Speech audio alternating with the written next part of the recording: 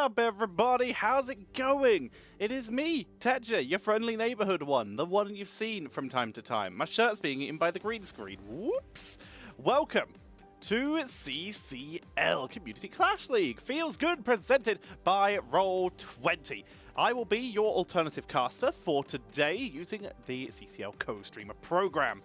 Before we get too far into it, we're waiting for drafts to be set up. They're probably filling a lot of time at the moment, but either way, let me talk to you first, before we go too far into this, about our sponsor for today. I am sponsored for this stream and for the rest of the month, basically, by SNUC Gaming and their People's Choice campaign. They are allowing you, the audience, and people on their Twitter to vote on which of their gaming systems receives the biggest Black Friday discount. They've currently got a poll up between Ghost Canyon and Hades Canyon. Hades Canyon is like a yay thick PC with an i7 in it. Easily can run Heroes. You can carry it in your rucksack. Just find a monitor, plug it in, you're good to go. And the Ghost Canyon, small form factor, incredibly quiet i9 machine. One of the smallest i9 machines you will find. It's ridiculous. It's ridiculous how good this thing is. And you could also fit a graphics card in that one. You can get the optional graphics card upgrade, which, with the discount, is mostly paid for. So if you want that beast of a machine, then vote for that one. If you want the small portability, vote for Hades Canyon, and there'll be a new poll next week. So you can go between two more of their systems. Feels amazing, man. So, that's our sponsor. Let's find out what we have going on today. Let's have a look at our schedule. We're going to be starting off with, on Sunday the 8th, which is the day we are at the moment, CrowdControl versus 30k. That is going to be happening once the game is set up. And then after that, we'll be moving into Oxygen versus Chili Mountain. We, of course, had the matches between Simplicity and Sidestep Kings and Granite Gaming and Wild Hearts yesterday. We did not cover those because I was busy at the time playing D&D and sleeping, quite frankly. Sorry. I know it's a rubbish reason. But I will not be showing you the results for them. You can look them up yourself if you want to, but I am going to attempt to avoid spoilers, as it were. So we will play around that as best as we can. For now, though, like I said, we're just waiting for the draft to get set up so that we can jump into that as soon as possible with our first matchup of the day, which will be CrowdControl versus 30k, a rematch of the finals of the Icebreaker tournament. The two, if you go by that as a power rankings, basically, a rematch of the two best teams in CCL, and it's happening in week number 1. Feels good. I'll also be curious to see which players these teams are fielding tonight, just the fact that there are 6 players on each team due to the setup for the draft. Feels good. In terms of players, we have some incredibly strong players on both teams. 30k going with a very experienced approach. Hasuobs especially is going to be a big leader for that team. BBJ has a lot of knowledge, even if he lets his Twitch chat influence it. Ooh, hot take.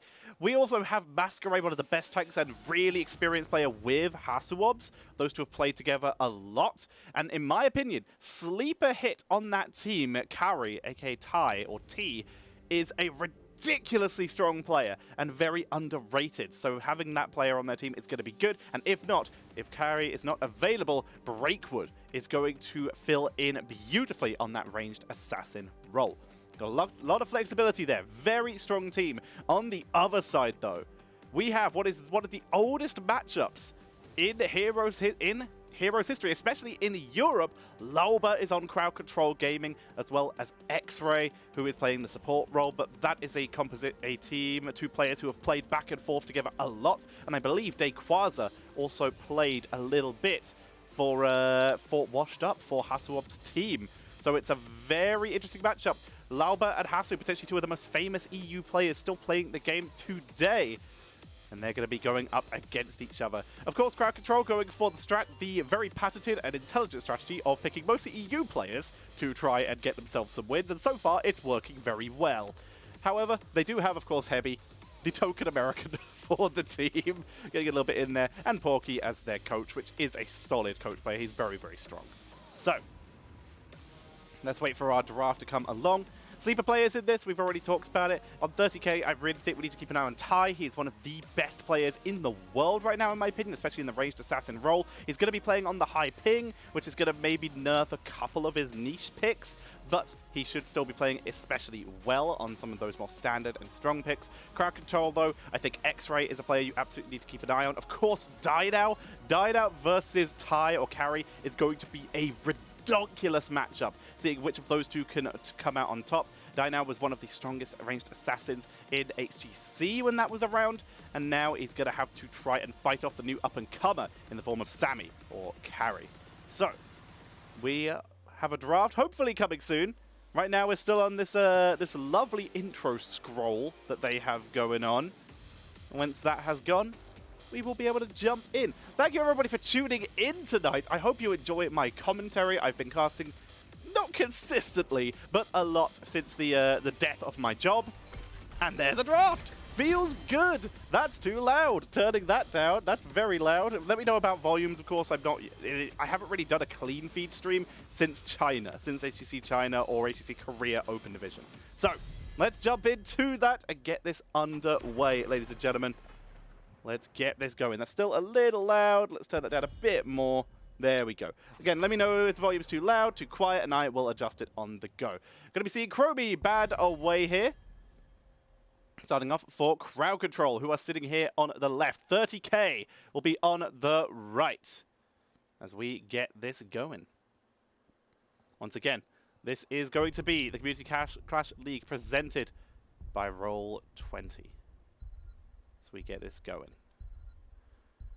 Johanna's been banned out. Very sensible here. There goes Junkrat. Incredibly strong too. Very fast wave clear is Volskaya. The zoning that Junkrat offers is going to be quite good. Apologies for the quality of the clean feed. This is apparently a consistent thing with CCL. This is my first time doing it. But their clean feed quality is a little blocky, quite low on the bit rate. But we're going to do what we can when it comes to that and work with what we have. CrowdControl gonna be... With Junkrat gone, they take out Medivh, taking that away, removing that pick, and there goes the sound from the thing. This is also apparently a pretty big issue. So, Cassia is going to be the first pick, incredibly strong assassin for the side of 30k. That's going to give them some scary setups here. We see Brightwing, who has massively leapt up in priority these days, stolen away by CrowdControl. The incredible disengage potential that Brightwing offers with Polymorph, as well as the setup stun, and of course the burst healing with the phase shift is going to be always welcome. Very sensible to see that on the board, and Yerel still one of the top offlaners in the game right now. Gazlo is still quite high up there, even after the nerfs, so is Diva. But Yerel going to be the highest option for Dayquaza here, as Deckard Cain and Imperius come in. Very aggressive setup for 30k here. With Cassia, Deckard, and Imperius, they have an insane burst composition. Their engage is going to be very hard to deal with. Brightwing, of course, does have a pseudo cleanse, will remove CC, but doesn't grant unstoppable. So could still be very useful and very effective there. CrowdControl now. We're going to be seeing next ban with Deckard on the board, probably a mage. We're going to be seeing Malthael, actually. They're removing heroes who can really deal with Yrel. Malthael is one of the top ones. He can soak just as quickly and can really do some solid work. And of course, anti-heal against Brightwing with that burst heal would be very hard to deal with. Very sensible pick. It could also lead into the fact CrowdControl might be going for a very tanky tank like Garrosh, or maybe even the not new, it's been a couple months since people have started using it, but the Raged Assassin Deathwing could also be a possibility here. There's that Garrosh ban, very solid hero for Lalba here. So taking that out of action is giving them a lot of freedom. CrowdControl now. What are we going to see? We need main tank, we need 2 assassins. With Imperius on the board, they need to pick people with quite long range to try and avoid that hard engage, and someone who can survive even if there's percentage damage onto them as a main tank. Someone with some kind of self-sustain, going to be very welcome. Johanna's already banned out, though. They're going to go with Mal'Ganis, someone who's very mobile, very hard to pin down. This means if Imperius lands that stun, Mal'Ganis might be in trouble, but overall, if they could disrupt that stun, Mal'Ganis is going to be very hard to pin down and will cause a lot of grief for the backline of 30k. 30k now, they pick the Leoric. one of the best heroes to match up against Yrel, and with the Malthael stop banned away by CrowdControl, they get their own Deathwing, stealing that away for Hasuobs here. Very sensible. That is the ranged assassin Deathwing that is becoming so popular these days due to the insane damage output it has and the fact that it draws so much fire. It will often top the damage chart if you can get good control points and good zoning fights with it, and with Leoric on your board, you have the potential new and improved Easy Bake Oven with the Molten Breath into the Entomb. Tychus is going to be the final pickup here. Vala with the potential for Manticore, but it's a very late talent to try and increase that percentage damage output. Yrel, of course, does also get percentage damage, but in this case, Tychus will give them a little bit more of that early game. Probably going to go for the bigger they are here, although in the rhythm would be pretty effective due to the triple frontline here. And almost certainly going to go for the increased range or increased dash speed to try and stay safe from that Imperius. Very solid matchup between these two teams. The Deathwing is a really solid pickup. It's a reactionary pick by CrowdControl, but Vala is very good against Deathwing. It's one of the few times it's actually okay to pick auto-attack build. I still think they're probably going to stay with the multi-shot build just due to the fact that you have to, kill the rest of the team too. But honestly, auto-attack kite builds here would be pretty reasonable, and I wouldn't be too surprised to see it pop up.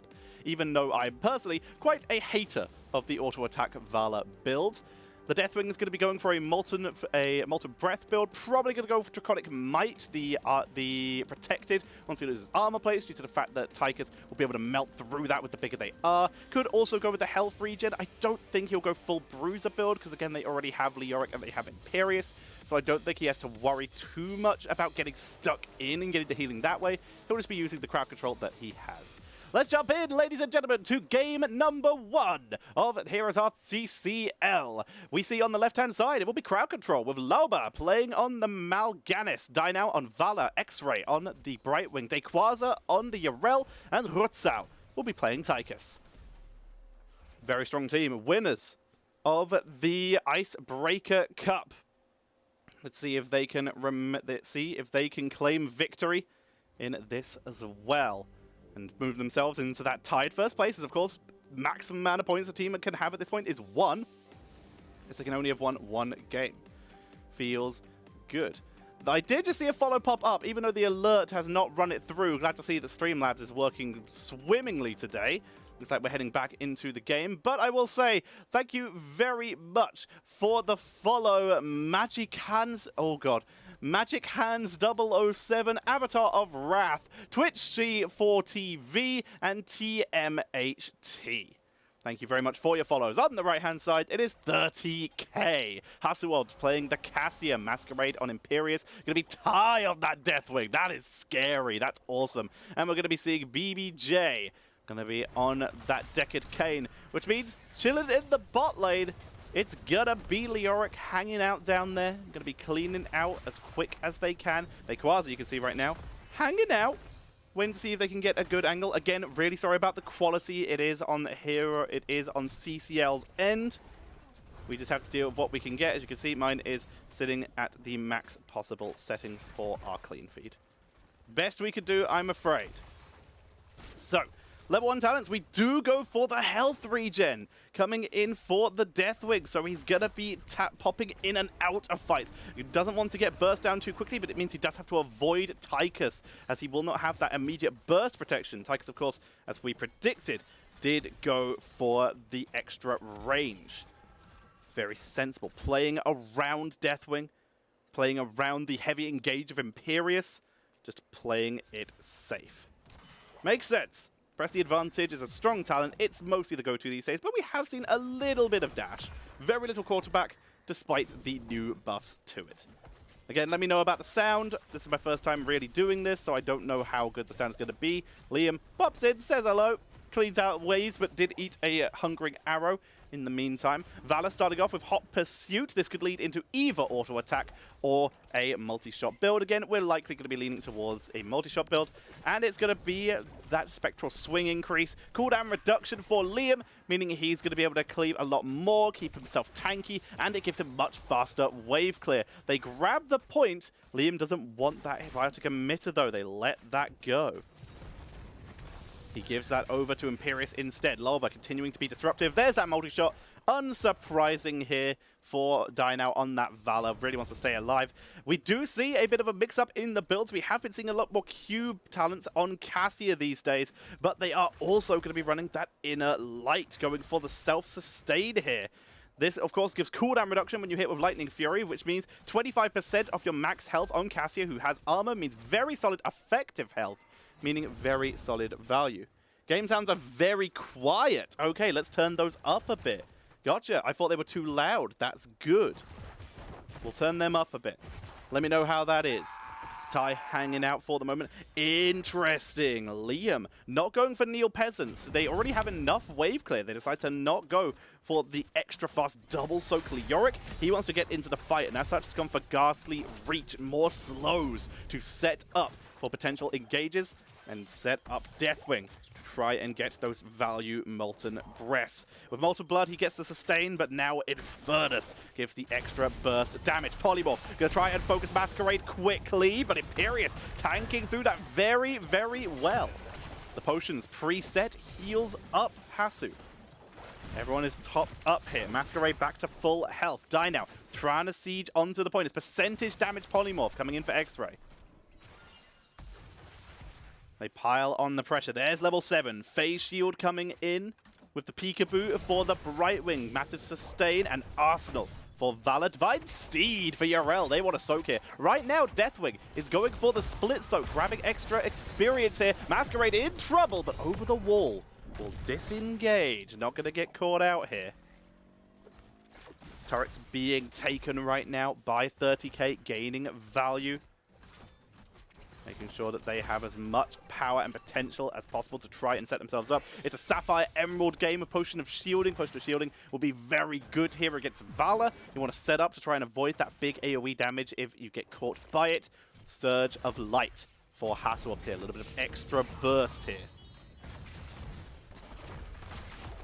Zoning right now. World Breaker form by Ty. Gonna clean the wave from the point as well. Great use of Molten Breath. They keep the pressure on. 40% to 53 right now in favor of 30k. CrowdControl.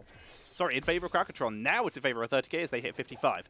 CrowdControl will be able to move back onto the point very shortly. We might have to see a quick disengage and reset for 30k as the engage comes in. Polly onto Masquerade here, but he turns around, gets the stab onto Yarel, who is quickly out of there. Drops the turret on the way out, gets the armor reduction. X-Ray still the turret for the side of CrowdControl. They're trying to hold, but they don't get the invade. Can they go for one more? They fountained up Dayquaza. Basically back to full health. They have one more chance for the invade. They have one turret here. Can they make the play? Leoric can, of course, come up the conveyor belt to engage onto this. They hold overtime, zoned out by the Scroll of Sealing. It's going to be HeroesCCL who has to hold the point. Loma dives deep. He tried to hold it. Molten Breath hits no one. Ty, a little bit too far back here, but they still push forward. The Arctic Emitter keeps the members of 30k alive, and that will be the full retreat and a CrowdControl. That's going to be first Protector over to 30k. CrowdControl on the back foot at this early stage. Great zoning by 30k here, really putting on quite the performance at this early stage, making their way up. It's Decade and Imperious in this Protector. Let's see what they can do here. It's a Hopelessness, by the way, extra range for Leoric. Wants to be able to try and zone out Mal'Ganis early to stop him from getting too close. A little bit of damage. Level 10 is hit. It's going to be Angelic Armaments, of course, for the Imperious. Keeps himself sustained. He's gone for full Q build, which is the main tank build, with the extra sustain that he gets from his level 7 and level 10. Going to keep him very tanky, and his only real threat, of course, will be Tychus and Valor. And with the extra frontline they have, with that Deathwing, they're going to have a very easy time. Protector has been abandoned by Decade as he comes out for the heals. Hasu tries to get in the Protector. Right now, it's just Imperious in the Gunner seat. Masquerade in trouble. Entomb does not land anyone. Zones out HeroesCCL a bit. He has to take the long wave round. Good Angelic Armaments to hold him through. Lava on the towers. Has he gone too deep? No! X-Ray keeps him alive. Here comes Liam looking for a follow-up, but they cannot do it. 1 for 0 in favor of CrowdControl. Sniping away Hasu there. They pick up the kill. We saw BBJ getting out the Protector to drop healing, leaving just Imperious inside it. Hasu tried to get in the Protector to save his life after the healing proved not to be enough. It was negated and he was killed before he could channel it in. Turrets being picked up for both teams, resetting a little bit here. In the meantime, of course, global potential is beginning to show for 30k as their experience that they did lose a bit there from that kill still holds quite even due to Deathwing clearing out waves. Now heading back to the sky, resetting armor plates. Going to be re-prepared to fight this out. Healing cam being looked at by 30k. No hard engage, no incredible follow-up as of yet. They hold position very well, though. Looking solid here.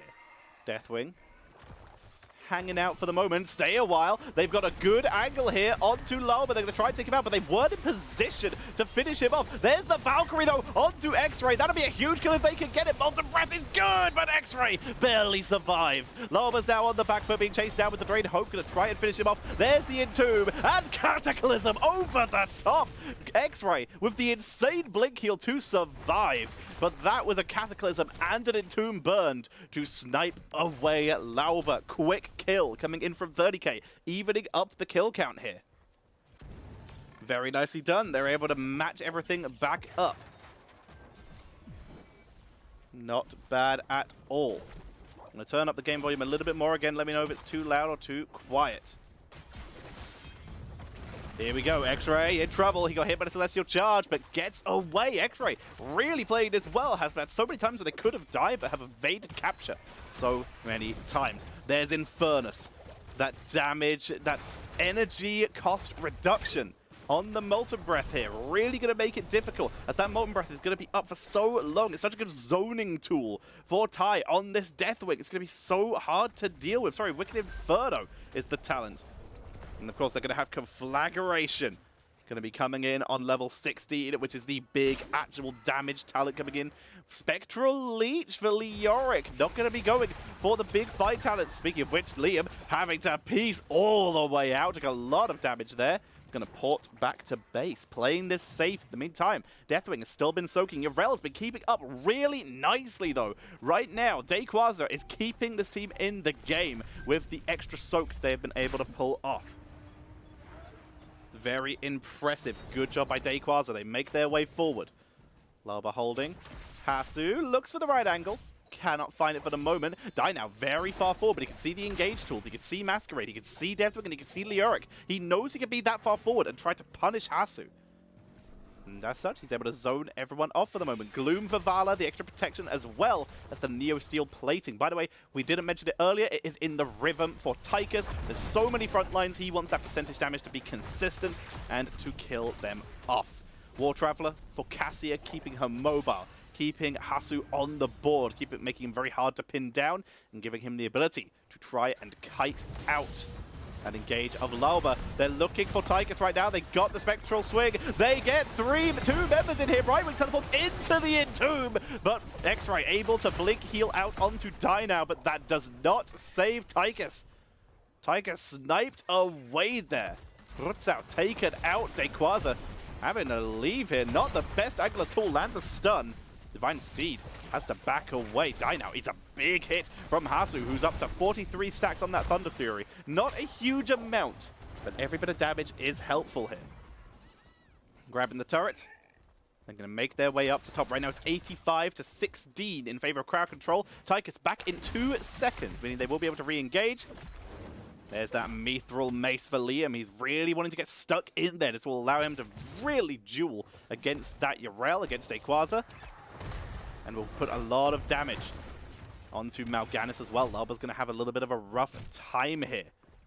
45 to 85 right now, still in favor of CrowdControl. Will we see them move up? They're all rotating here. Dayquaza a little bit behind the rest of the team. That forces Masquerade to back up. But here's level 16. Available for 30k, just off for CrowdControl, meaning they can still force a team fight any second now if they wish to. And they're going to begin to make their way up. Again, Dayquaza, a little bit slow, waiting for his team here. Static Electricity, by the way, more Lightning Furies from the Lightning Bolts to when using Fend for the Cassia here. So even when Hasselhoff's hard engages with Fend, he's still going to get those Lightning Fury stacks, make their way forward. Entomb onto Dai now. That's the perfect target. Valkyrie is the final hit for the kill as we see the turnaround coming in, and that's going to be just the split-second escape from Lauber, having to bats to survive the conflagration. But that's a double kill as Dayquaza goes down. 30k holding dominant position here. The Odin was used but did not get the damage output they wanted here. And 30k grab the healing camp, grab that biotic emitter, and they will have their protector to begin pushing in. Will they go for keeps or will they start with forts? I would guess they're going to start with forts and begin to pressure into that mid lane first, and then maybe rotate bot, try and snipe that fountain to set up for the next objective. But spawn timers will be high enough to maybe try and set up a kill. Liam overextending here, gets sniped by Rutzau, Loba, and X-Ray. But here comes that protector. Quick rocket punch as they snipe through mid. And they're now going to begin to rotate down to bot lane. In the meantime, Hasu keeping his team in the lead. Once you're ahead, get further ahead. Hasu pushes out top lane, grabs more XP for his team, and then backs up, stays safe. Here's where the damage output's going to come in, though. Here's where it gets dangerous for 30k. Manticore is online for Valor. Second percentage damage talent for their team. They have a third on Yarel on level 60. But this is where this can get dangerous. The huge damage output there is going to be very hard to deal with. Deathwing sieging in. Only one armor plate down, so still 30 armor as they make their way in. Heraldric Staff, by the way, a little bit of extra stun. There's the Breath, trying to set up. Molten Breath does a little bit of damage. Gruxau is taking the conflagration here. Big stuns onto Masquerade, who is polymorphed, trying to stay alive. Dayquaza in the back line. They're percentage damaging him here with Dayquaza, with that hammer, looking for the slow on the leap. Here's Liam to try and save the day. And somehow Dayquaza is still, Masquerade is still holding. Dayquaza has to back up as well. He's very low. Masquerade pulls back and they're able to hold the point. The protector was abandoned for the healing. It expires. Really nice to stay there. Masquerade was looking rough, but suddenly they turn onto Dayquaza and he was forced to retreat as well. Both looking a little shaky as they do hold the line. Top lane beginning to re-push up in favor of CrowdControl, but immediately Liam makes his way up there to deal with that. 30k. Putting on quite the performance, holding the line. His level 20 is just under half a level away for them. They're looking good right now. Hasu grabbing him as his team at that siege camp, creating extra pressure on the map. There is still quite a lot of wave clear for the side of CrowdControl, so this isn't an incredibly dangerous tool here, but it does keep someone busy for at least a little bit. There's a while for the next objective though, so now is the time for de-pushing here, as CrowdControl are not just going to be de-pushing, they're going to be split, soaking, trying to find themselves that level 20, but they might not have Urel for it. Buried alive, thanks to the Celestial Charge, zoned out by the Valkyrie. Easy kill there with their Respect the Elderly. We already saw the Buried Alive. There's a Stood in the Fire for Deathwing here. It's going to be the extra armor for Imperius. And it's going to be the rooting Valkyrie for Cassia. You don't see that talent very often. Fun to see that popping in here. The wonderful Imprisoning Light. It silences and roots, so basically stuns on anyone who isn't the main target. That is a really fun talent to see. The Siege from Ty. Look how slowly that energy goes down. Look how much damage he's actually able to deal here. How much siege and how much zoning he can create. It's basically cooldownless here. It's only limited by the energy he has, and it recharges very quickly. The creeping siege is what Ty is doing here. Liam tries to zone out Loba, tries to demount him, cannot find the angle, so Ty will do it. Zones Loba out, forces him to play a little bit further back as they siege. No level 20 for CrowdControl yet, so 30k pressure the keep here. The Valkyrie came out, prevented by the structure, by the terrain of the map here. CrowdControl, the keep lives, but 30k aren't done yet. Level 20 is just around the corner. They soaked out mid to try and get it here. Masquerade got a stun onto Dayquaza, preventing the flank here. Dayquaza looks like he still might be willing to engage. No, realizes the flank is risky with Masquerade hanging out here. There's the two Buried Alive, kill Loba now, and it's going to prevent level 20 fight. Loba tanking through for the moment though. Level 20 just around the corner. They just need a minion, anything, but nothing is being given to CrowdControl. They have to wait for that trickle XP as they are forced to head up and start dealing with that siege camp and the minions. That will give them 20. The keep is very low. They clear up the minions though. That is the main objective. They did survive. They did hold that. And level 20 is now on the board with Farflight, Quiver, Seraphim. It's the invisible friends for Brightwing. Not just for the invisibility, but also the little bit of healing over time, as in comes Lauber. He medallioned himself to allow him to get a bats off. Rutzau is chasing Liam, who is very far in the backline. Liam's going to get killed off here, completely alone and completely isolated. Has he bought his team enough time as they turned around the fight to re-engage? The Molten Breath was good. It gets Lauber. Bionic Emitter being traded for turrets. Masquerader, too many items here as they hold the line, looking for Dayquaza, chasing him down. He needs to stay alive. With Lauber gone, he is the disengage for this team. Dayquaza goes deep into the backline, zoned out by Molten Breath, but Hasu is being kind of separated from this fight. He will not be available for it as Liam slows, delays, sets his team up. The objective has spawned. Top lane, catapult pressure incoming. Catapults will be in bot lane as well, but CrowdControl can just clean that up.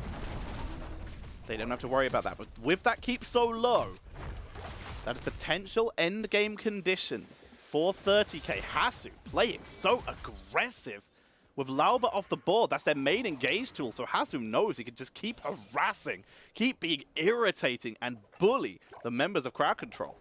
That's exactly what he's doing. Grabbing XP, grabbing mercenaries. Deathwing, of course, basically a global hero with a little bit of a delay due to his landing timer. But he also split pushing, continuing to extend their lead here. No more talents available, but plenty of opportunity for them to get those little stat increases. 145 stacks, by the way, for Tychus. That is a lot.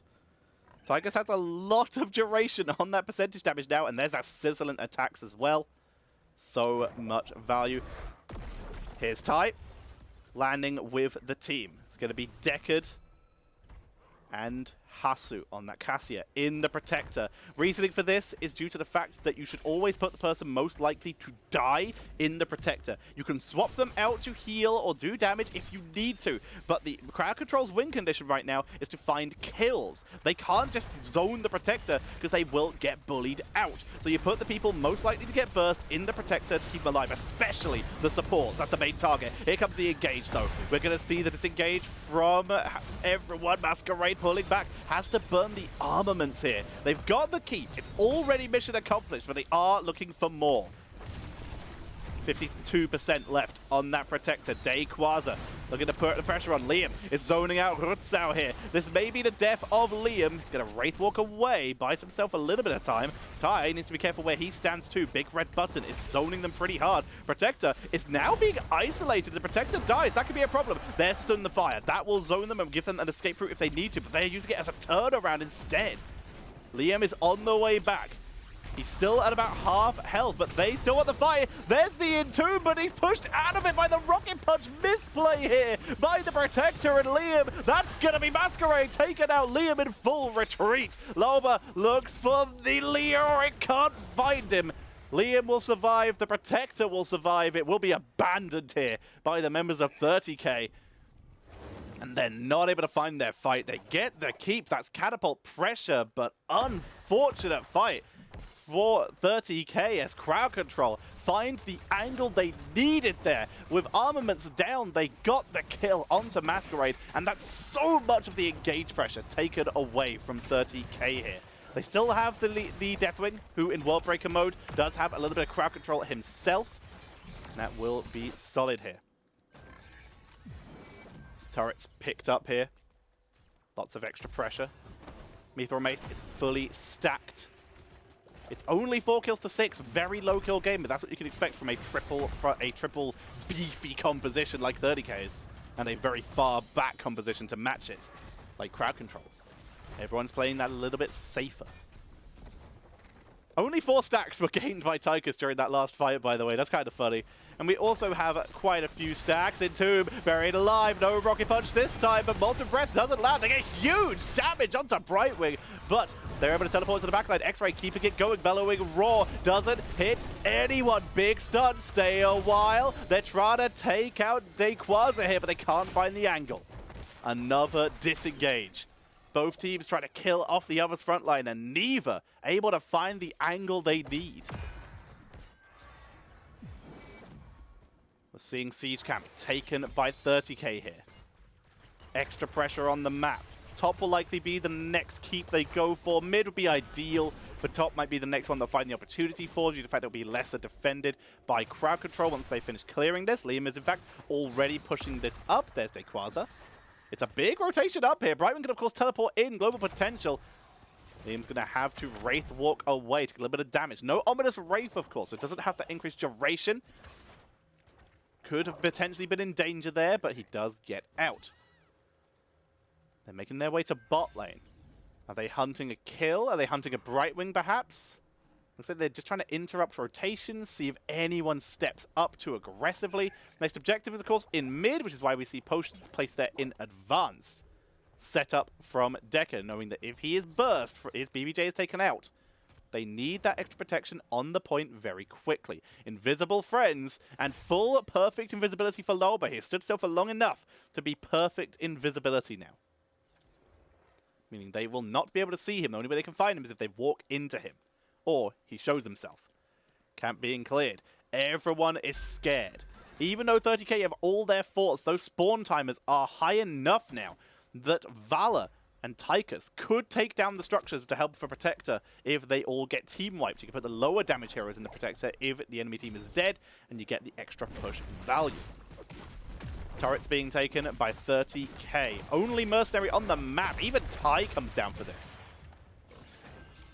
They really want the extra pressure. Liam's going to be the one to grab that turret.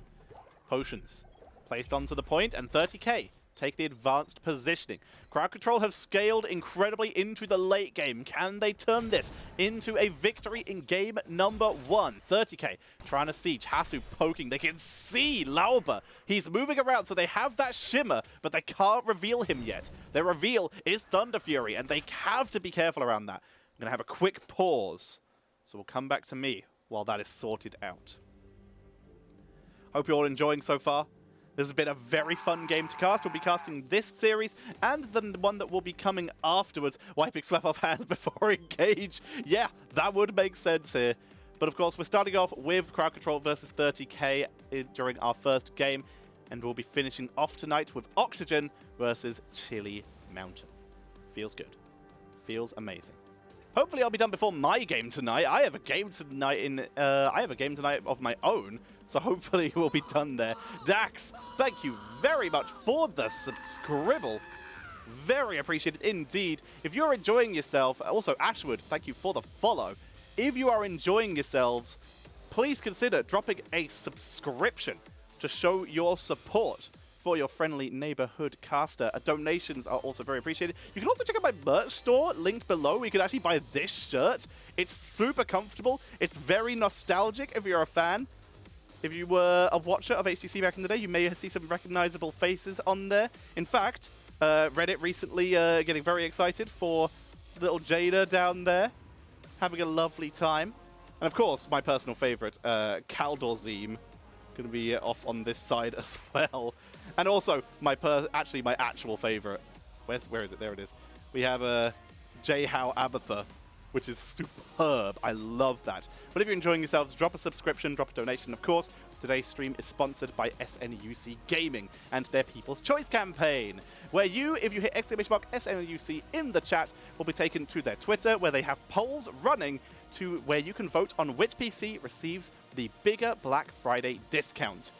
By going to that poll and voting, they'll see big numbers, they'll see that supporting Heroes is a worthwhile endeavor for them, and that this is value and this is helpful. So, if you're enjoying so, make sure you drop that vote. There we go. Okay. Sorry, I saw a message.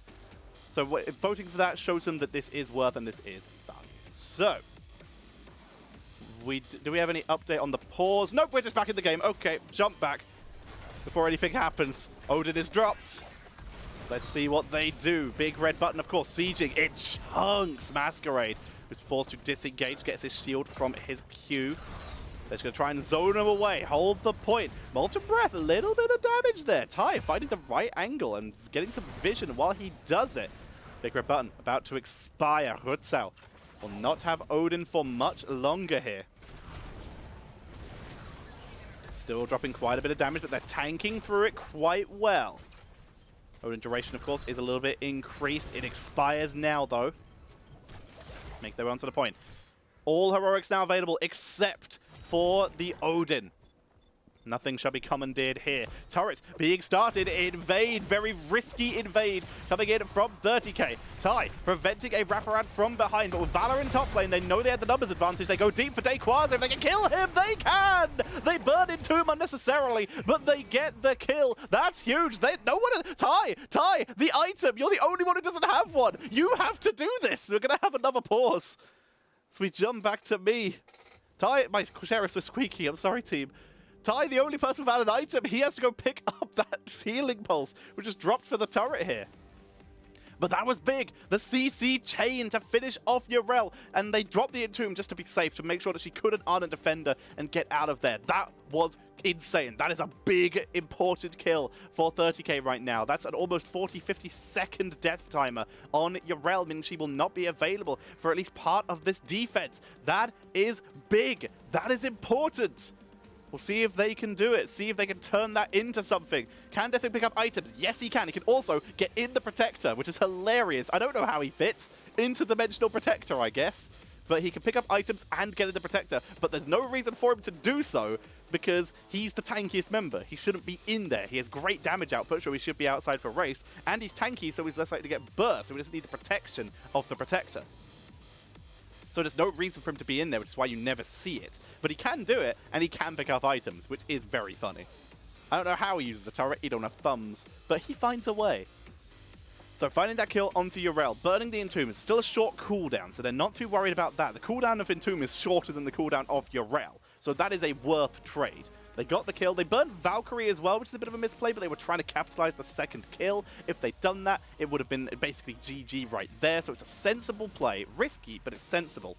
And they could have made that work. Again, Valkyrie, not the longest cooldown. They'll have it partway through the keep siege. So that's not so bad. This is still defendable for CrowdControl, though, with double percentage damage.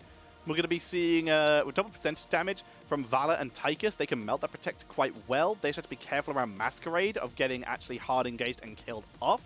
But that's their only real danger right now. If CrowdControl can just zone this carefully and clean this up. I hear sounds. There we go. We're good. Ty has got the turret. They're engaging. Overtime. Stood in the fire with the Cataclysm. Going to cause a big slow and so much damage. The fear hits X-Ray. He's able to disengage. But guess what? Tychus stood in the fire. You're not supposed to do that. Molten Breath zones away Die now. But they killed off Tychus. The Protector, it's all aboard. And with two members dead, you see exactly what we were talking about earlier. They have the tanks in it. They have the frontliners in it. Because they can keep these ranged heroes outside. Because there's less danger. They pick up the double kill. This is where they try and snowball for the end. Lauber, the only person holding this back. But with catapults already taking out the shield of the core, they look to finish Lauber. They get him with the Gatling gun of the Protector.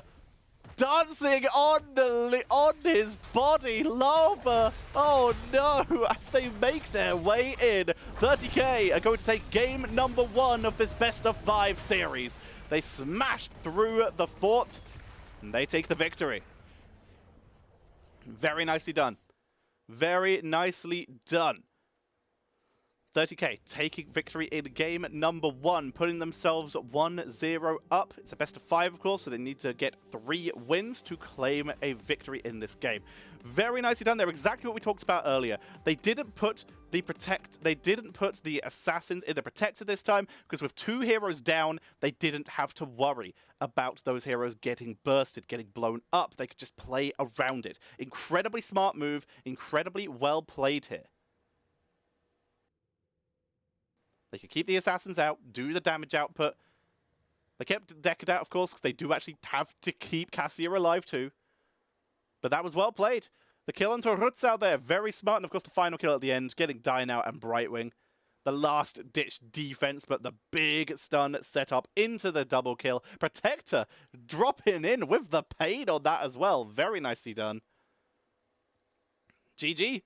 Well played right now. In terms of stats, look at this. BBJ, 62,000, but X-Ray really topping that healing output there. Really making the most of that phase shift on level 1 for that percentage healing to keep Mal'Ganis upright.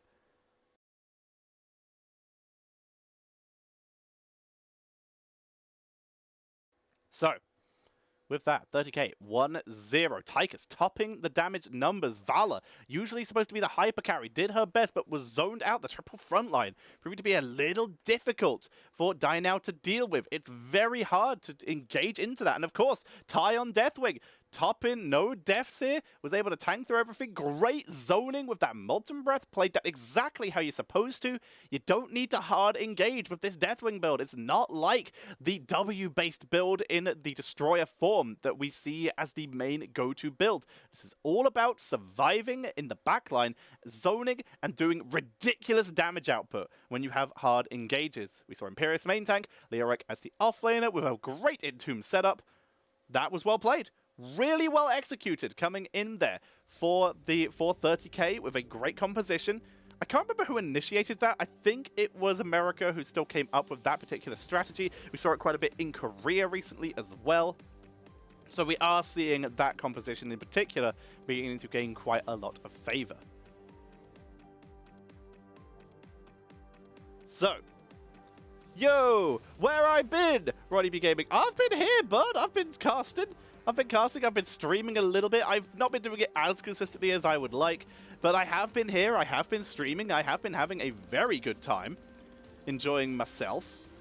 Right now, yeah, I've been casting a lot on another channel, which I don't know if I'm allowed to say other channels while I'm on here, so I'm not going to do that. I don't actually. It's not in the rules, but we're still going to be careful and better safe than sorry. For now, though. Excuse me. I've been streaming on this channel. I'll be streaming at least 3 times a week for the next month. That's the setup, and I do plan on streaming more. I'm not going to be streaming my own games as much anymore because I have come to the realization that I've come to many, many times before. I don't like it. It stresses me out. It's not as fun for me. Casting is my passion, so I'm going to keep doing that. Feels good. But yeah, I've been casting pretty consistently for the last 2 years. I don't think there's been a month I haven't casted, at least. So, that's nice. Alrighty, so. We're just waiting for lobby number 2 to come out. Infernal Shrines was taken out. We don't get to see the map bans on this clean feed, annoyingly, so we don't get to know that. Feels bad, unless someone's putting it in the Discord. Let's have a look-see. Yup. Getting no details there at all. So we just don't get to know that stuff. Feels bad. Yeah, nah, nowhere. Alrighty, Ripperoni. Oh, my bad. Well, it's great to see you here. HeroesCCL, I'm glad when there's any Heroes esports. That's what I'm very hyped for. It's always good to see. I am excited. I hope my dream for this is hopefully they will split it if it is successful, which I think it will be. They'll split it so that they have a Europe and an American side. I think that would be really, really cool because, yes, I love seeing the European players and the American players playing together, and it is really cool. But Europe needs some love.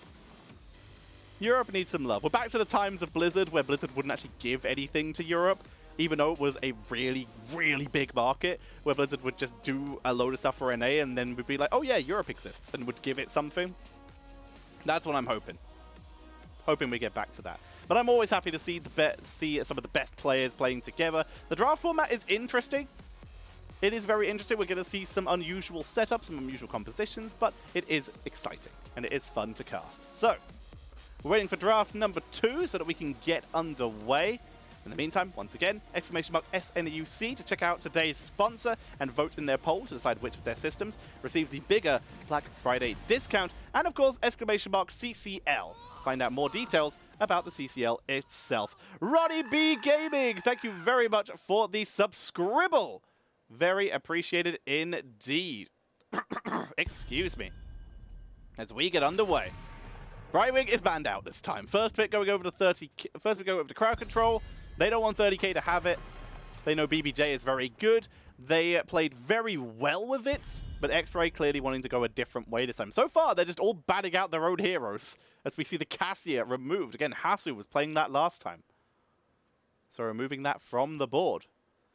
Drop a subscription, drop a donation, buy the literal shirt I am wearing if you're enjoying today's stream. Now then. CrowdControl, they ban Junkrat. Alrighty, Junkrat is removed. Again, removing that double rotation. We know Hasu is a ridiculously good Junkrat. Taking that away prevents value on the objective due to all the AoE he can deliver.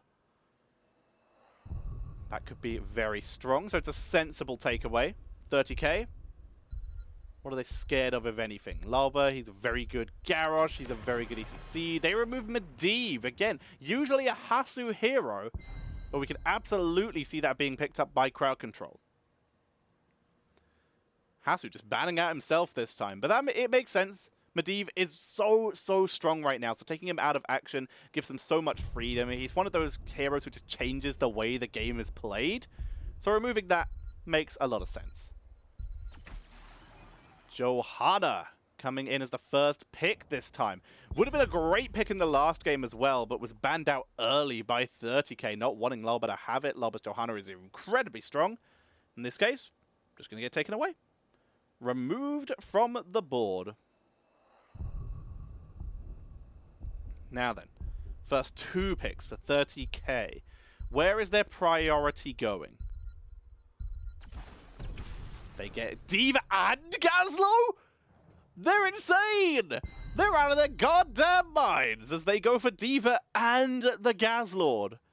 Usually it's one or the other, with Gazlowe being mostly picked as an offlaner. So they're going for potentially the triple frontline. There is a weird possibility that they could go for a triple frontline here? Sorry, to go for the double frontline, but with D.Va as a main tank? But the more likelihood is this will be D.Va offlane and Gazlowe assassin, which is interesting because they nerfed Gazlowe's damage very recently. Immediately, just in case this is a double assassin, a triple frontline composition, we see the reaction from CrowdControl. They go for Malthael and they steal the honor away. It gives them so many options for their assassins when it comes around to CrowdControl again, but it prevents the nano boost Gazlowe composition that would just be so hard to deal with. It's sensible. Very sensible indeed. Tychus is removed. Would it be scary to deal with? The Tychus being banned out actually does make me believe that they are going for a triple frontline. I think that is where they're going here.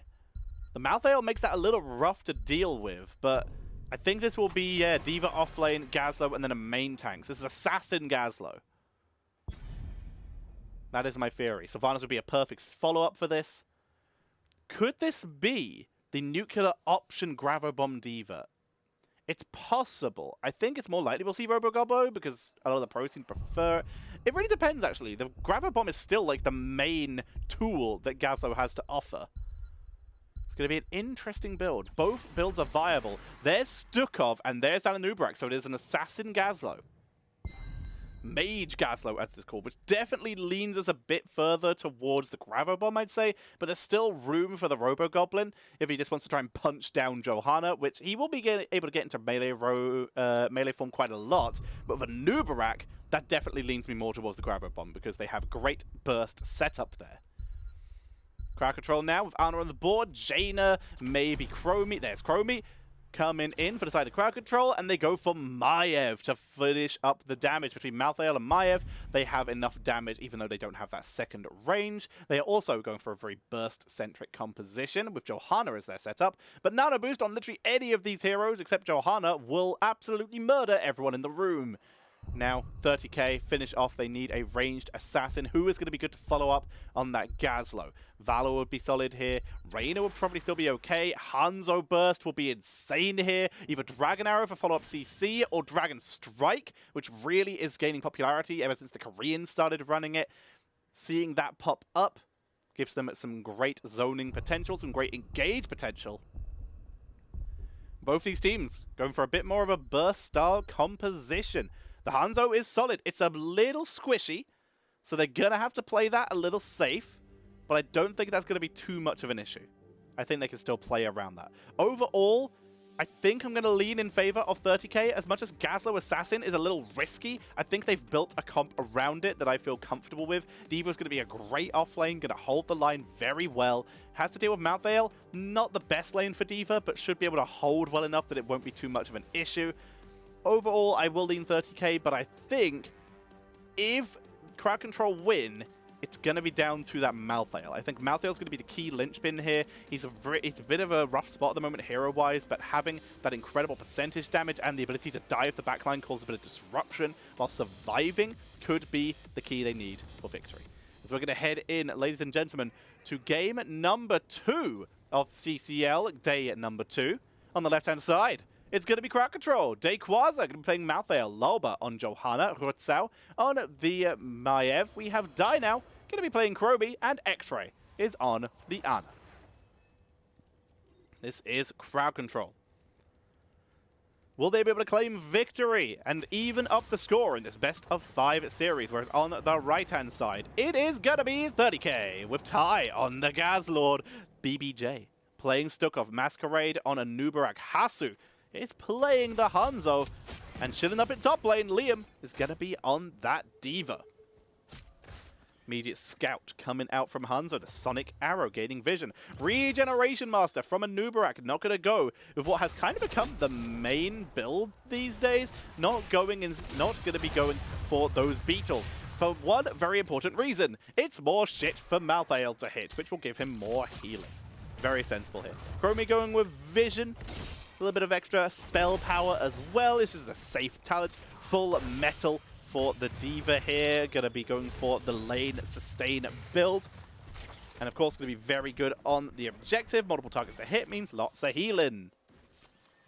React Ballista Ball is going to be so good against Malthael and Maiev here. Very sensible. And interesting. This might be a Tormented Souls Malthael game. Objectives being picked up. Mercenary camps being taken. Already. A little slow. No one's going for too many team fights, but an exciting start, especially with that Death's Reach. Death's Reach can either be comboed with a hard backline dive last rites composition, or can be used for a big Tormented Souls backline when combined with Massacre to set up for hard engages. Invade. On to the point. Hasu, tethered, uses his leap. That grants him unstoppable to get away there. BBJ. It's a lot of damage. Dayquaza pushing that backline exactly like we said. Exactly like we predicted. They make their way forward. Excuse me. The camp was abandoned. Not going to be taken yet. In the meantime, bottom camp being taken by CrowdControl, making the most of their early game aggression and the fear they've put into 30k. 30k will finally move back onto their siege camp, and they will likely take it before the follow-up invade of 30k. Gaza, by the way, starting off with those rocket boots, giving himself extra speed and a little bit of extra stun value. Feels good, man. Super Average Gaming, thank you for converting your Prime sub into a Tier 1 sub. Much love, friend. Very appreciated. Every sub is appreciated. Thank you for converting that in.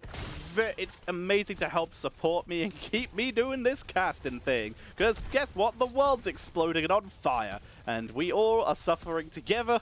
And being able to keep doing this is a definite set of normal for me. Diva going for the rushdown, not too surprising there. Percentage damage is still nice, even if it is a lot less now. Gazlo rotating up with Masquerade. Of course, Masquerade can go in, and Gazlo can use those rocket boots to go for a much longer range engage. There's Rocket Socket for Gazlo. Not going to be going for any hyper-focus cause percentage damage. In this case, wants to just get that little bit of shield, get that sustain. That shield going to help protect against Chromie. And that's going to be quite a big deal as this game goes on. Point being controlled right now by CrowdControl, but 30k still looking to step up. They're going for the explosive arrow on Hasuobs for the siege. Right now, Chromie clearing the minion wave. They want that camp to push in further, but it will die. The Shaman is very low here. One hit will finish it. There's that Massacre for Malthael and also the Death Curtain setting this up. This is the CCL. This is CCL Observer. We see the damage onto Ty. Backs up, as we did see the quick burst onto BBJ. Stukov taken out of that fight. But yes, this is CCL doing the observing. The only thing I am doing is watching a YouTube stream. And obviously talking into my microphone. What up, boy? We see Lauba stunned out by Masquerade, but he's fine for the moment. Mini stuns for Diva. No surprises there. And Gazlo. Goblin Fusion. Now, the idea of this build is sort of a mix of two builds. You'll sometimes see the Hyper-Focus Coil's value here, but in this case, he's gone for Rocket Socket to put turrets down, give him a little bit of extra shielding, because he wants to get stuck in. Goblin Fusion will allow him to get more scrap, more turrets, more sustain, and he will likely combine this later on with Overcharged Capacitors, the spell power. This will allow him to fill his dream role as a mage. Scatter Arrow build outside of Explosive Arrows for Hasu on that Hanzo. And the very old-fashioned full burrow build for the Anubarak. Lolba making the most, using Sin's Exposed to clean out the wave here. Right now, only laning with X-Ray. There's a camp being taken in bot lane, which is why only these two are here. Big engage onto top lane, but slowing Sands keeps Dynout alive. Hasu and BBJ really went for that. But the fact that Chromie gets her heroic at level 8 saves the day.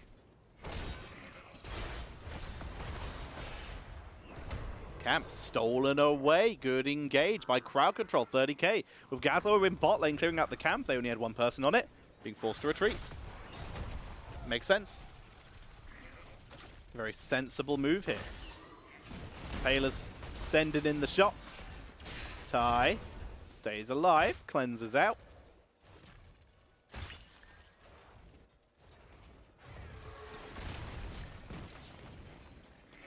Keeping on the pressure for the moment. There's that Nano Boost. There is Tormented Souls. We called that earlier. Nothing too surprising there. They're playing this very sensibly. Sleep Dart onto Gazlo. 30k in trouble. Sukov tries to heal up, but the anti-heal from X-Ray shuts that down. BBJ unable to save Ty. Great setup. There's the Gravo Bomb. We already called it being a mage build. We see the micro missiles go to Cocoon, onto Maiev. Hanzo is on the way, as is Liam. Can they get the kill? Lurking Arm, Sleep Dart, and Hrutzau says, see ya, nerd. Great job. Dragon Arrow, they're still trying for this. Liam is able to try and body block out X-Ray. Will they look for a second? They can't go further. Time Trap shuts that down. Medallion used by Hasu to get out of there. They're able to disengage. Very scary. Both teams dueling back and forth, but the kill was acquired by 30k. Their first kill of the game, bringing themselves back into this. Really trying to put on the performance here. A throwing shade for Malthael being used as a little bit of zoning during that. It's going to be great on the objective. Johanna, by the way, still not picking their heroic. Could go for a Falling Sword to combo with this Warden's Cage, but Blessed Shield might be the better option here. They've got to protect Chromie, and Blessed Shield is a better zoning tool. Azkir, thank you very... Azkicker. Oh, Azkicker. Nice. Well played. Thank you very much for the follow. Objective already started by CrowdControl. 30k. Sieging their way onto the point. Looking for their angle. Liam has nuke, hasn't used it yet. Micro missiles dropping Lauber a little bit low, not too much. They've just completely wrapped around the slowing sounds, but that can be replaced pretty shortly here. Massive shove, and Medallion has to be used. There's the Dragon Arrow. Just going to try and target down Dayquaza here. But the actual threat, the backline, are miles away from Dayquaza. He's not going to get a good Tormented Souls here if he were to try. Ty trying to zone, but it's 22 to 15 right now. Very in favor of CrowdControl, who was zoning this beautifully. Falling Sword was picked by Loba. Doesn't find the target. They didn't have the setup. Sleep Dart doesn't land, but they've zoned well enough. CrowdControl will claim this Punisher. Pushing in, inevitable end taken by Malthael. A little bit of extra D-push. Dayquaza wants to stay safe here. We'll see the Smelling Salts for X-Ray. No surprise there. Unstun the team from the Gazlo wombo. And timeout for Chromie, who will get her next talent in just a couple seconds. Scatter Arrow does quite a bit of damage, but not too much. Just zones, just pressures. Anubarak, acid-drenched mandibles. Wants to follow up Burst Heroes. It's probably the most burst on single targets he offers for the team. And that's seemingly what their composition is about. Virulent Reaction for the Stukov. And I was wrong about the Gasso build. No percentage damage. Extra objective clear power. Falling Sword doesn't find 30k. They're able to play around that very nicely here. But yeah, Gasso with the superior schematics instead of the spell power to give extra wave clear, extra point control. Still works out quite well, and it's also quite a bit of extra team fight damage. Definitely will pad those numbers. We'll still be good. We'll still be solid here. They clean this out. Overpower for Chromie. Make their way forward. Loba just cleaning out the lane. Nothing too scary yet. They still siege. Masquerade has to armor up. Just taking a little bit of damage there.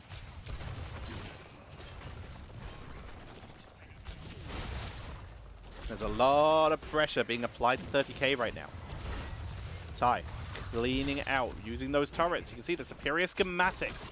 Hitting multiple targets. Really putting on some pressure. Really helping with that D-push. Going to be very important for them as the game goes on. Loba out here a little bit alone. Looking for that level 16. Will they go for him? Yes, they will. Yes, Falling Sword, which he can use as an escape. He Iron Skins the Cocoon. There's the Falling Sword. It's a 50-second cooldown burn just to escape here. Honestly, that's worth, but a basic spray feels bad. Liam gets hit by the full Dragon Breath, has to drop the nuke, rolls, using that good to go. He's in full retreat, underkeep, gets away. But now nuke is gone. Unavailable for the next fight, they will not have the wombo. Self-destruct, negated. Dragon Arrow from downtown to set up for Dayquaza, but he tanks through it, stays alive. It's a very short range, we didn't get the full stun. No Falling Sword this time, Loba is donezo! They were able to get it even with the anti-heal grenade and the healing bonus from Rutzau. They could not save Loba. They make their way in as CrowdControl retreating all the way back to base. We see the extra little burst from Malthael coming in here with that mortality. No sustained talent at all here other than the unstoppable of inevitable end. It's all about murder talents here. All about the percentage damage and AoE to set up for Tormented Souls. Multiple heroes hit with that Sleep Dart. Camp is taken. Engage is prevented. Interesting. Liam is, for starters, in quite a bit of trouble. There's the mech popped, but he gets out of the Warden's Cage, leaving just Masquerade, who drops the Cocoon, and the disengage is initiated. But Liam mixing up the D.Va build here. Almost always we would see in for the kill at this talent due to that extra 10% shield. It's very solid here, but in this case, diverting power. There's the only really big stuns on this team are Johanna, who you can time with Condemn quite well, and Maiev, who has a Tether. Everyone else doesn't really have a big stun. The Sleep Dart, which is consistent but dodgeable, so he's gone for diverting power here, which for starters heals D.Va, which is very helpful here, but also increases defense matrix area. Now that's where the value is going to come in here, because if Liam can get onto that backline and of course get onto Rutzau, that damage reduction from defense matrix is going to do wonders for preventing Chromie from doing that. By Hasu, overextended, caught in the sand, in the slowing sands here. Falling Sword comes out, massive shove under the wall. They're going to try and take out Loba, but he tanks through it. Iron Skin is used, and 30k are in so much trouble. There's the defense matrix, though. So much value, but it's not enough to save BBJ. Does he have a heal? He does not. Dayquaza dives in for the kill there. That's the double for CrowdControl, capitalizing off of the Chromie kill onto Hasu. Very nicely done. Die now, putting on the pain. They work their way onto the objective, rushing it down 23-10. But with 23 seconds left on Stukov, this objective is going to go over to CrowdControl, and this is their chance for a comeback. I say a comeback, they're actually winning pretty hard. Forts are just down all over the map. Despite 30k, getting close to winning some objectives, CrowdControl have actually been in control of this map for a very long time now, and they're not letting it go. But that diverting power, not available that time. Hasu just got absolutely deleted. Dayquaza grabs the double globes, healing up the mana. They make their way in. Putting pressure onto the map. There we go. I'm moving that out of the way because I realize it covers that. This was the overlay I was given. This is what we have to deal with. Falling Sword lands on Masquerade. Not enough for a kill. Just escapes through the sidewall. There's the tether. 2 members. Is it enough for a kill? No, but they do get a good massacre off. Get some good damage output. Ty, he has Grabo Bomb. No level 20 for either of these teams. The charge lands. They have to drop the self-destruct. Liam takes a lot of damage here. It does do a little bit of damage to the Protector. Liam, careful of the root of the Punisher. That could put them in a very risky position now. Rolls away. Mech back up. This keep will fall. Great inevitable end. Are you kidding me, Dayquaza? Completely shuts down the Dragon Arrow. And that's the re-engage of 30k. Gone and thrown to the wind. Very nicely done by CrowdControl, who are looking dominant in this game number 2. Still, low kill game between these two teams. 4 kills to 12 right now in favor of CrowdControl, who are just about to hit level 20. Getting their way through. Getting themselves extra pressure on the map. There's one more mercenary they can get in bot lane, but they're looking to siege their second keep with level 20 advantage. They're ready. Johanna burning the ult here, but getting that cooldown reduction. We already see it's up to 14 seconds because it's not just heroes, it's all enemies hit with that Heaven's Fury reduce its cooldown. It's already back up in 3 seconds. It's a very smart move here by Lolba, getting a little bit of extra damage, a little bit of extra pressure, not worrying about it. Even more, even better cooldown reduction, but this time virulent reaction. The Dragon Arrow, they're all in on this. Here comes the Black Hole, but it's not enough. Grabo Bomb finds no one. The cleanse, again, inevitable end from Dayquaza, shutting down everything 30k are trying to do. Dayquaza is putting them on notice right now. Everything you try is but a pointless endeavor as we siege into your keep. Rutzau over the wall. They want Ty. He's the one who can turn this game. It's gonna be the kill from over the wall with the Maiev and Falling Sword combo. They pick that up. Second keep of the game gonna be taken out. In the meantime, Liam, he's desperately trying to soak his team their own level 20 up in top lane, and he will get it. They will be able to contest the next objective, but 40 seconds until Ty is back is a disaster for 30k. But there's level 20. Bullseye. Ablative armor for the Diva. Even more sustain here. Combining that with the defensive measures is gonna be good. That will keep her alive a little bit longer. Especially against Malthael. Gonna be a good talent here. Rewind. Push comes to shove. Gazlo. 2 talent options here. There's 2 ways you can go. You can either go for the upgraded Grabo Bomb, that miniature black hole, more chances to get people in it, or zoning potential. Really try and punish anyone from stepping up to you. Bomb Toss is the other option here to really gain incredible value. There is an argument to be made for its raining scrap, which could give Gazlo more turrets to try and zone in these fights, but they go for Bomb Toss. It's all about that zoning. The extra rocket, the extra bombs here could be so good. Extra chance to catch people like Chromie, like Malthael, like, of course, that Maiev. This is where they can make the play. They're just short of self-destruct. But it's up to Ty now. He's going to be able to just yeet in explosives. He's got for the cooldown reduction on level 16. This is where they find their angle. Turret to zone. Blocks Chromie shots too. Liam zoning out Rutzau. Rutzau looks to maybe dive the backline. Lots of turrets being placed by Ty here, but he needs to be careful of Lolba. Falling Sword into the backline.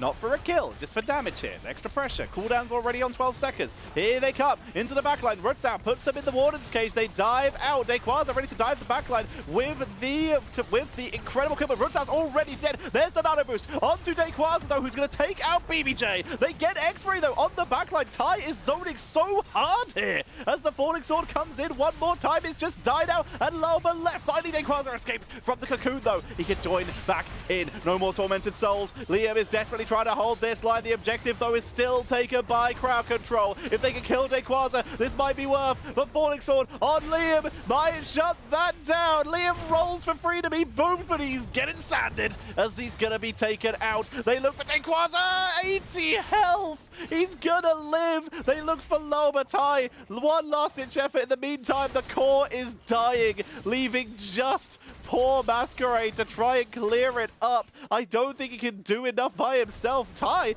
is clearing this mid lane. Masquerade, he's bought time. Shield's not respawning yet. He pulls the Punisher. They can maybe hold this. If the Punisher starts hitting the keep, nope, it's going for core. That's game. Nidal's here as well for extra race. That's game number 2, going over to CrowdControl as they even up the score.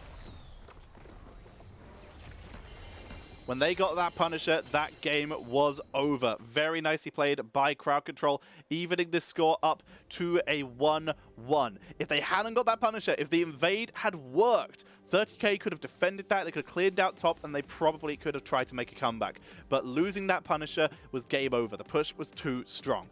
Let's have a look at the stats here. So we jump into that.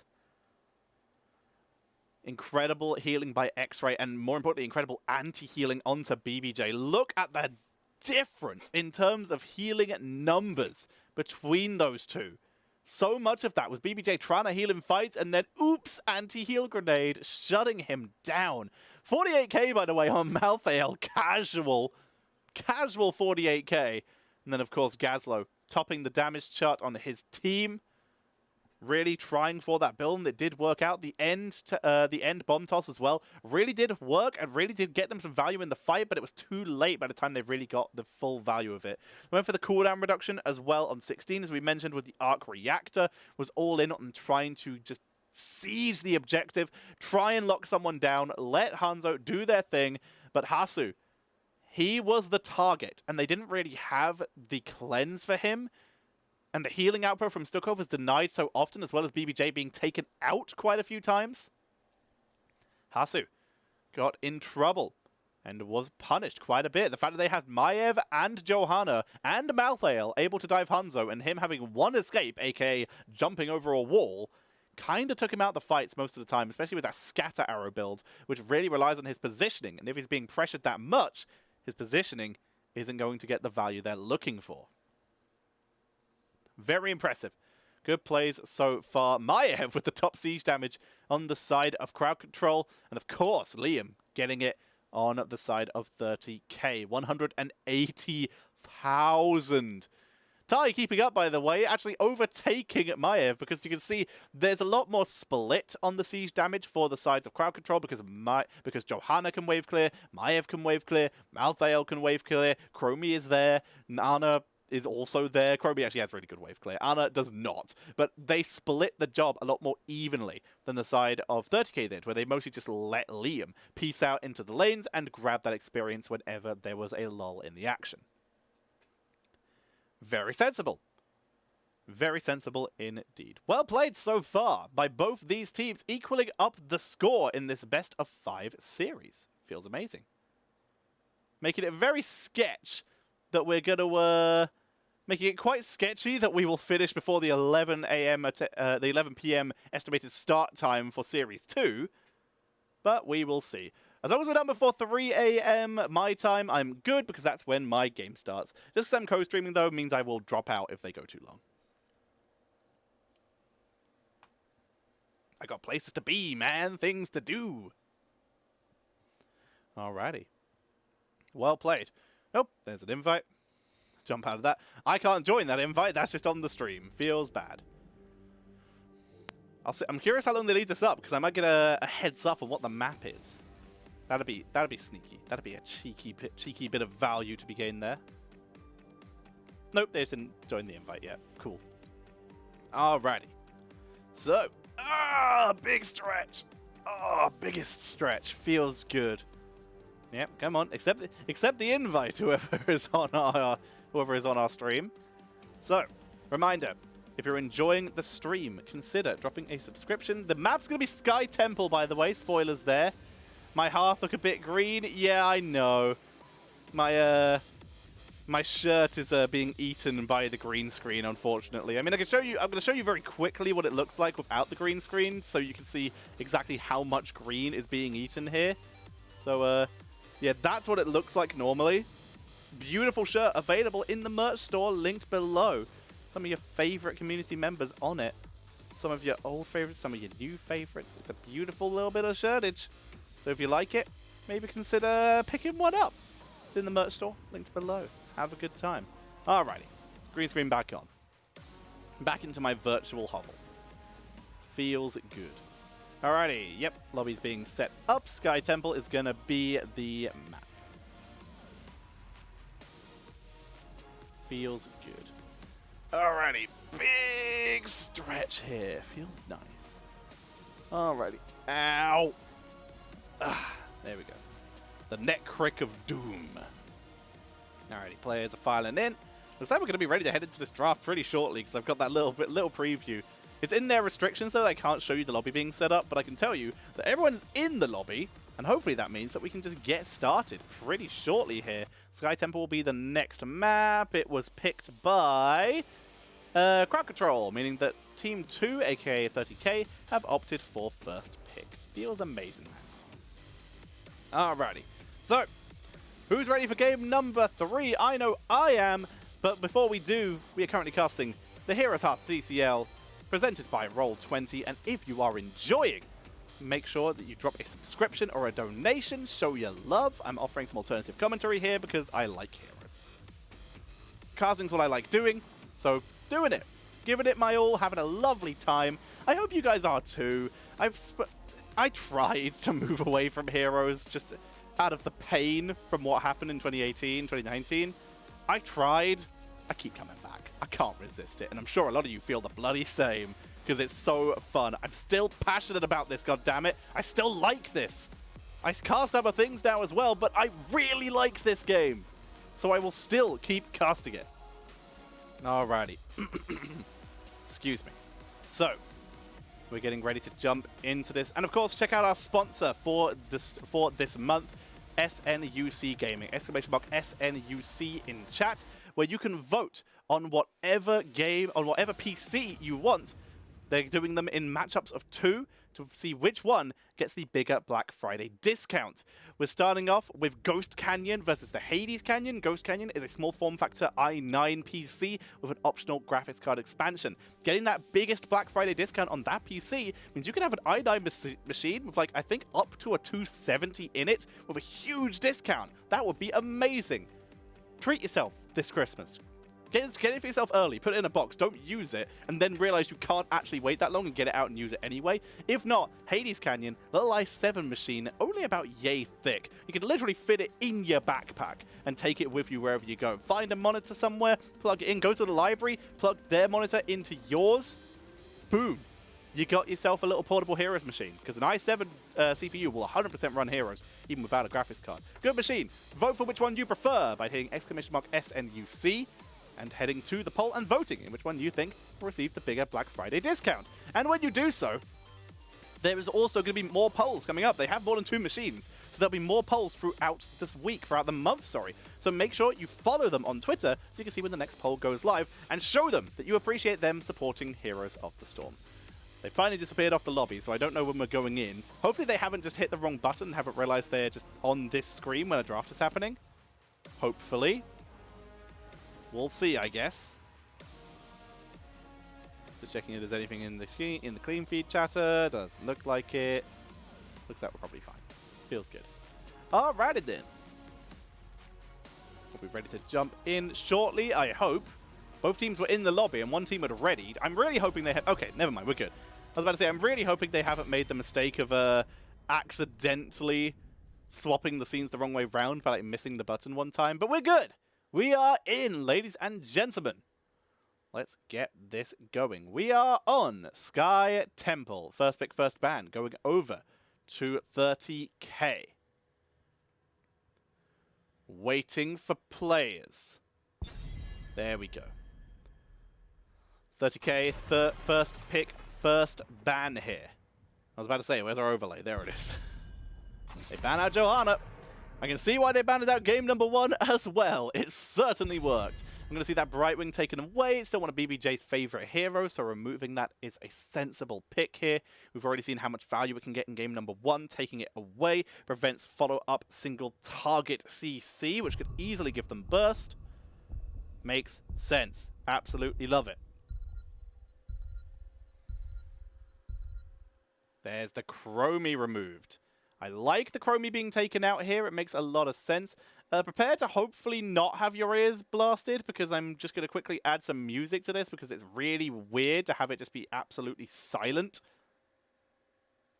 Oh god, where is it? Oh, it's VLC, isn't it? That's what I need to be adding.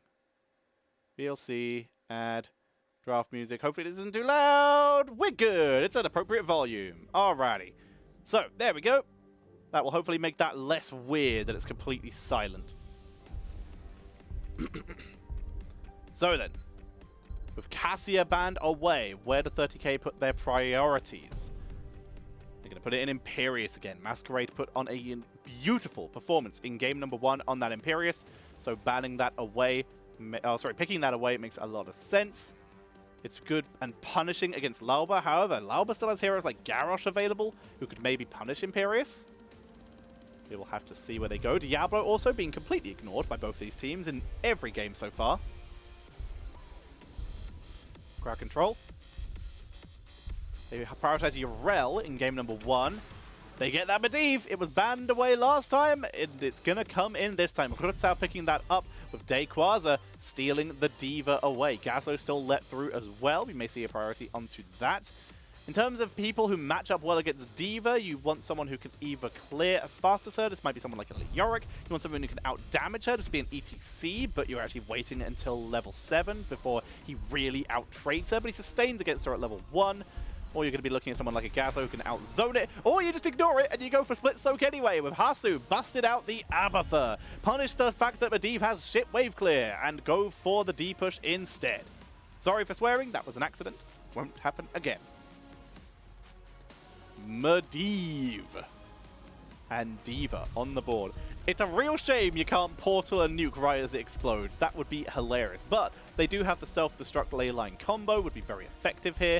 CrowdControl bans now with Abathur on the board. You want to ban out that Grey Mane. It's so much race potential. Core gaming core end potential if you're not careful. Second, that core is open. Grey Mane plus Abathur and a healer together can just end the game with a backdoor, just themselves. 30k now with Diva, Medivh on the board. Probably still want to ban out that Ana. If not, tank-wise, Diablo would probably be a safe ban here. Diablo plus Medivh is one of the scariest combos in the game right now. Has such good backline murder capabilities. They're going to ban Garrosh. Garrosh very similar, being able to portal through and land those engages. It's a safe ban here for 30k. Does leave Diablo available though, if they do. And Diablo, big counter to Lucio. It seems like 30k are maybe trying to bait that out a little bit. Bait that Dibbles. Will Lulba take the bait? Or will he resist and go for something else? Maybe ETC, Muradin, Mal'Ganis again. Kharazim and Sylvanas coming in. Kharazim is interesting. It gives them a little bit of single target damage. Makes up for some of the damage they would lose with the fact that Medivh's on the board until he is fully stacked. And if Medivh gets zoned out, he loses a lot of damage as well. And if he misses, he obviously loses quite a bit of damage. Malthael has the offlane here for Liam and Hyper Carry Vala. What we like to see is this will be a shield build or a mine build Vala, potentially. Slow down those rotations. However, Bird can pop the mines, so that will actually negate quite a lot of value if they're not careful. So Lauba. Is he taking the bait? Vala's a very squishy target. Even with Abathur and Lucio on the board, it might be worth just trying to engage and kill her with Dibbles. Will he take the bait or is he going for something else? It's ETC. Stays safe. He's not falling into the trap of getting burst down as Diablo by Malthael Imperius Vala. The burst output would be insane. ETC, better disengage, the ability to avoid that. Also, interrupts from Moshpit, Raid of Vengeance, and Spear. Also Boop. So 3 interrupts. That ain't a lot. That is not a lot at all. So Lauba might actually be able to put a lot of pressure on here. Very interesting to see. I'm excited. This should be a fun matchup between these two. Overall, the Abathur really does make a difference. CrowdControl have a lot of actual teamfight potential, and I do like it. That Medivh, I have a habit of just never voting against Medivh when I see him, so I'm going to vote for CrowdControl here, but Hypercarry Vala with Abathur is very, very strong, and I'm going to say 30k's draft is good, but I have a personal rule of just never voting against Medivh, so I'm 100% going to be voting for CrowdControl to be winning this particular game of the series. We'll see if I'm right.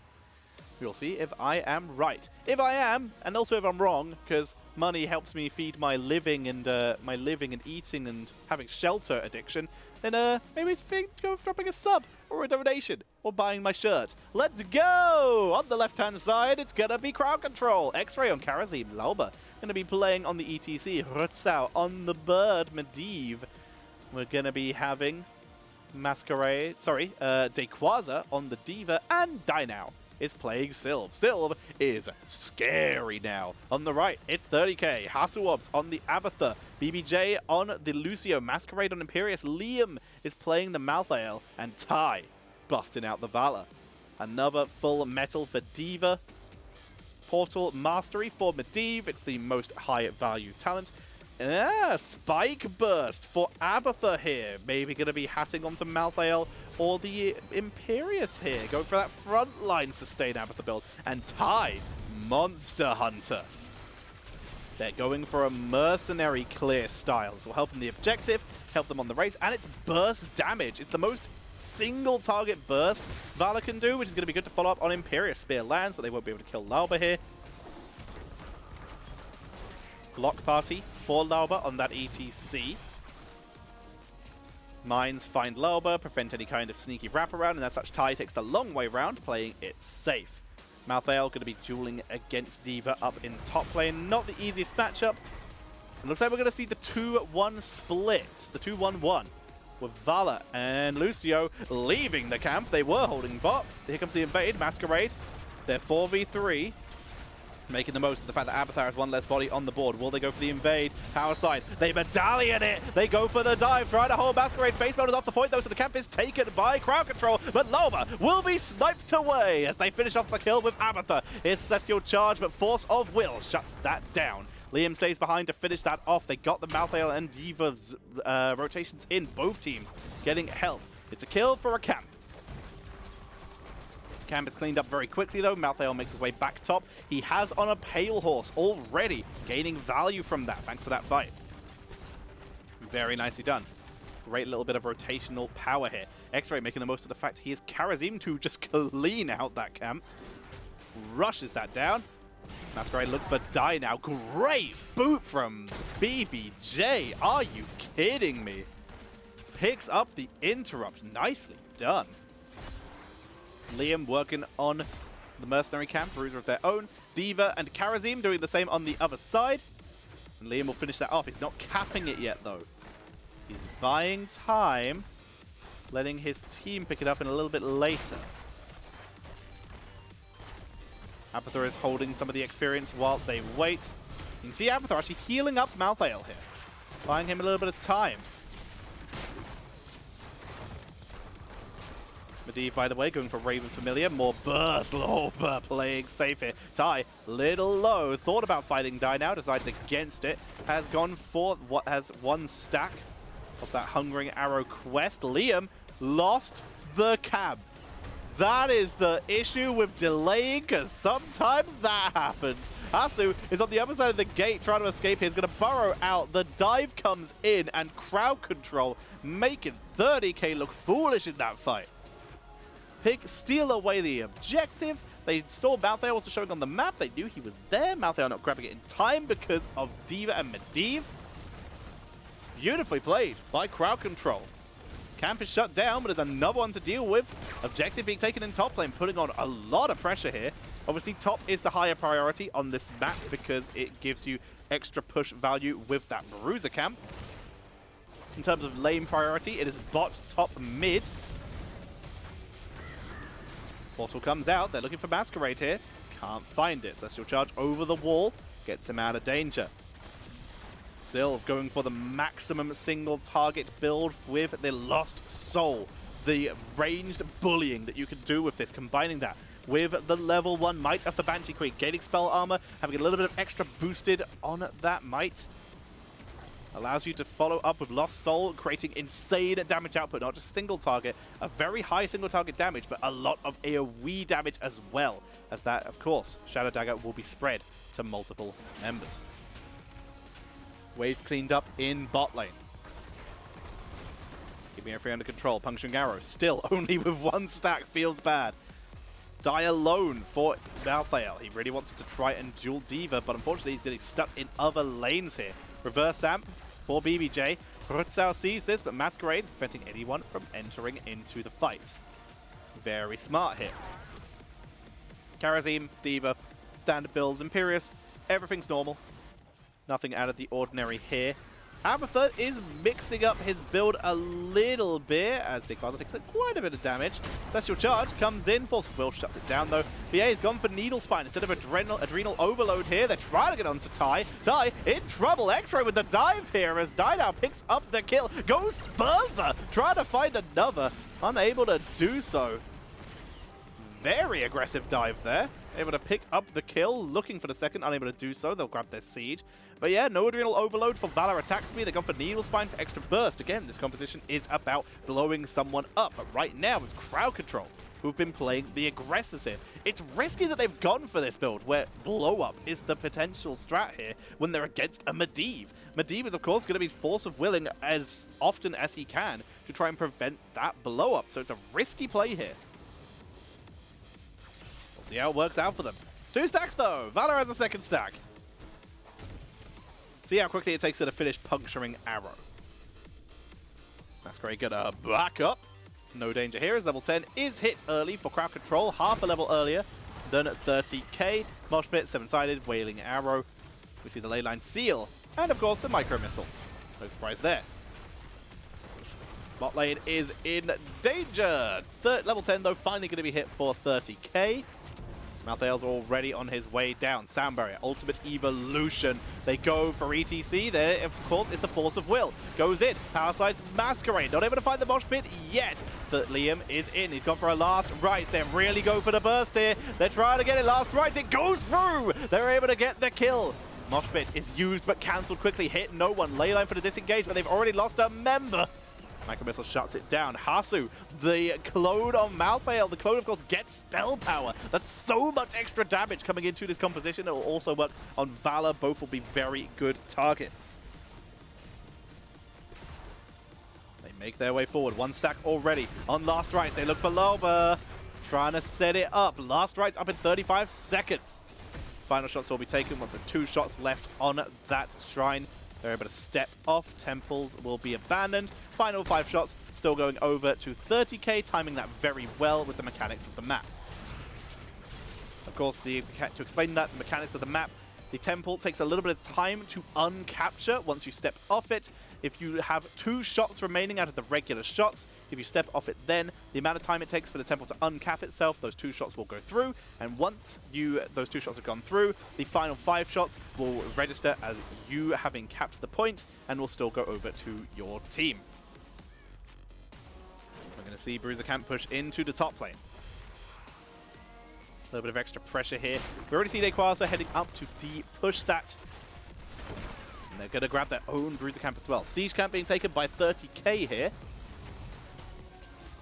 Lovely bit of D-push. Extra value on that bot lane. ETC says hello to zone out the mid lane. Pretty nice here. And bot lane gets absolutely wrecked. Had very little health left. They finish that off. Speed boost from BBJ gets them out so they don't get ganked. Very sensible, very safe play from 30k. They clean that up. Top lane. D-pushed by Kharazim. Nicely done there. X-Ray. Preventing value. Both teams. Buying time for the moment. Next objective will be up in a little bit. It'll, of course, be top and bot lane. Dynau's declearing that bottom lane Siege Giant camp. Abathur hatting it a little bit to buy a couple extra hits from that, clear out the wave a bit. As Hutsao, X-Ray, and Loba clear out their own Siege Giants to get some pressure onto the map. Sylve going with the extra Banshee's Curse on auto attacks, which also gives her extra range. Very sensible. Going to keep her safe with Remorselessness, but also more Withering Fire, which applies Banshee's Curse, means more damage output from this single target build, which in theory could be combined with Withering Barrage later on, which could combine to just create a ridiculous single target damage count. Dynau is going to eat people if this game goes to level 20. Celestial Charge is dodged. Rutsao hovering above, waiting for his angle here. Encore for ETC, so he's going to have Mosh Pit up even more after Power Slide. Unstoppable is used, back to inevitable end. Liam tanks through. Celestial Charge sidestepped again. No evolution yet. The boot comes out from BBJ, wailing arrow, but that's a good escape from Ty. Nicely done, BBJ saving the day there. They're going to give up some shots though. They can't engage until Valor is topped up, meaning they have to stay next to Lucio. Medivh sees nothing is going on. The CrowdControl finding no enemies. They show him mid lane, clearing out the waves. Top still left to be captured though. We're seeing 30k just trying to avoid the fight with CrowdControl for the moment. Biding their time, waiting for their moment. Malthael pushes out the top lane, grabs the objective, and instead of contesting it, CrowdControl are going to set up for boss. Masquerade sees it's happening though, and because so many people show up, they can still see Ty down in bot lane too. They notice it'll be a 4v5, which in theory they should win. Malthael left top, so they knew that they had a little bit of time. They knew they were in danger. They were on a timer, so they backed away, reset the boss, and now they'll invade top lane. See if they can force Masquerade off the point. Masquerade has made his way up. Liam was holding that point, has moved off. Masquerade, as we said, will be the one holding it, and they will force him off for the moment. Holds the line for now. Looking for that charge. It's full 5v5. Evo's been burned. Hasu coming in on the Malthael clone. This is their moment to move in. Leyline will shut down that clone for the moment, but it does pause the duration, meaning Hasu still has some time, but it allows him to retreat. Meaning Hasu losing a lot of duration. He's got a couple seconds to make a play. They've wrapped around him here. Hasu looking for anyone, but he can't find anything on this clone. Marshpit revives Hasu, but it's interrupted by the boot, but the clone has expired. Sound barrier comes out. Self-destruct onto the backline. Ty able to avoid it, but BBJ is getting zoned very heavily. X-Ray! Celestial Charge going to be able to get that 7-sided strike to buy some time on the way out, but he's focused down. Lava power slides through, but it's gonna be X-Ray taken out. Rutzel on the backline. Creates a portal to get Dayquaza out. It will work, but it's going to sacrifice Die now on the way out, hit with the charge. Masquerade so deadly on this Imperius, showing why it was banned in game number 2. What a performance, 30k. They hold the point, they get the kill. 4 kills to 2, another low kill game, but they hit level 16, a smidge before CrowdControl. These two teams are so evenly matched, it's amazing. We see the extra speed boost on the shield coming in for Abathur. Keep people mobile, keep the chase going. But Soma transference to combine with that spike burst at level 1. Max sustain coming in for Abathur. Hasu keeping his team alive. Dayquaza will see this is happening, so will Rutzel. Not much they can do about it. We have no one able to make their way in. Dynao was still in base. It was not worth the risk of the engage. Sylve, evasive fire now. Staying mobile. Better chance of escaping these fights. Makes sense. Wants to avoid any hard engages, and of course will combo very well with the Withering Fire at level 20, which again will be so scary. It's such a ridiculous buff. That talent was already good. Medivh up to level 16 as well. Temporal Flux. Cooldown reduction on the Heroic on that ley line. Going to cause many issues. Cleansing Touch for Karasim, of course. So important here. ETC. The imposing presence ablative. Sorry, not ablative armor. We see the emergency shielding coming in for D.Va. On that level 16. Masquerade evades. That is saucy. He holds the line. Here comes Loma in for the fight. Self-destruct going to be used. Masquerade's just going to try and tank it, but no. Camp will be stolen. They have to disengage. Speed boost from Lucio gets them out. They were trying to make the fight before the rest of the team arrived, but it was not worth it. Great hold there by Dayquaza, allowing them to get that bruiser, which will allow them to keep this fort alive for approximately 2 seconds until the temple kills it. Shots coming in, mid shots coming in as well. You can see Hasu pulling back, backing away. Masquerade looks for the kill onto Dayquaza, looks for Lauba. Either one would be amazing here. They can't find the angle. Sylve is split pushing. That is risky, but she's trying to gain value. But the rest of the team, rest of CrowdControl, are positioning themselves to slow down the rotation, to allow Dynao to do this, to get this value done without putting themselves in too much danger. Here comes Masquerade from the side. The clone is used. They're using this to just try and guarantee the shots. Hasu goes very deep, takes quite a few shots, teleports in. He will be focused down by Dynao. He loses that 1v1, but he's doing a lot of damage. He's causing problems back here. He's bought his team time. Final shots taken by 30k. The delay is value, but Clone is now down. Manticore for Valor, still single target build. Only 9 stacks on Puncturing Arrow. Tai been having a real rough time getting in there.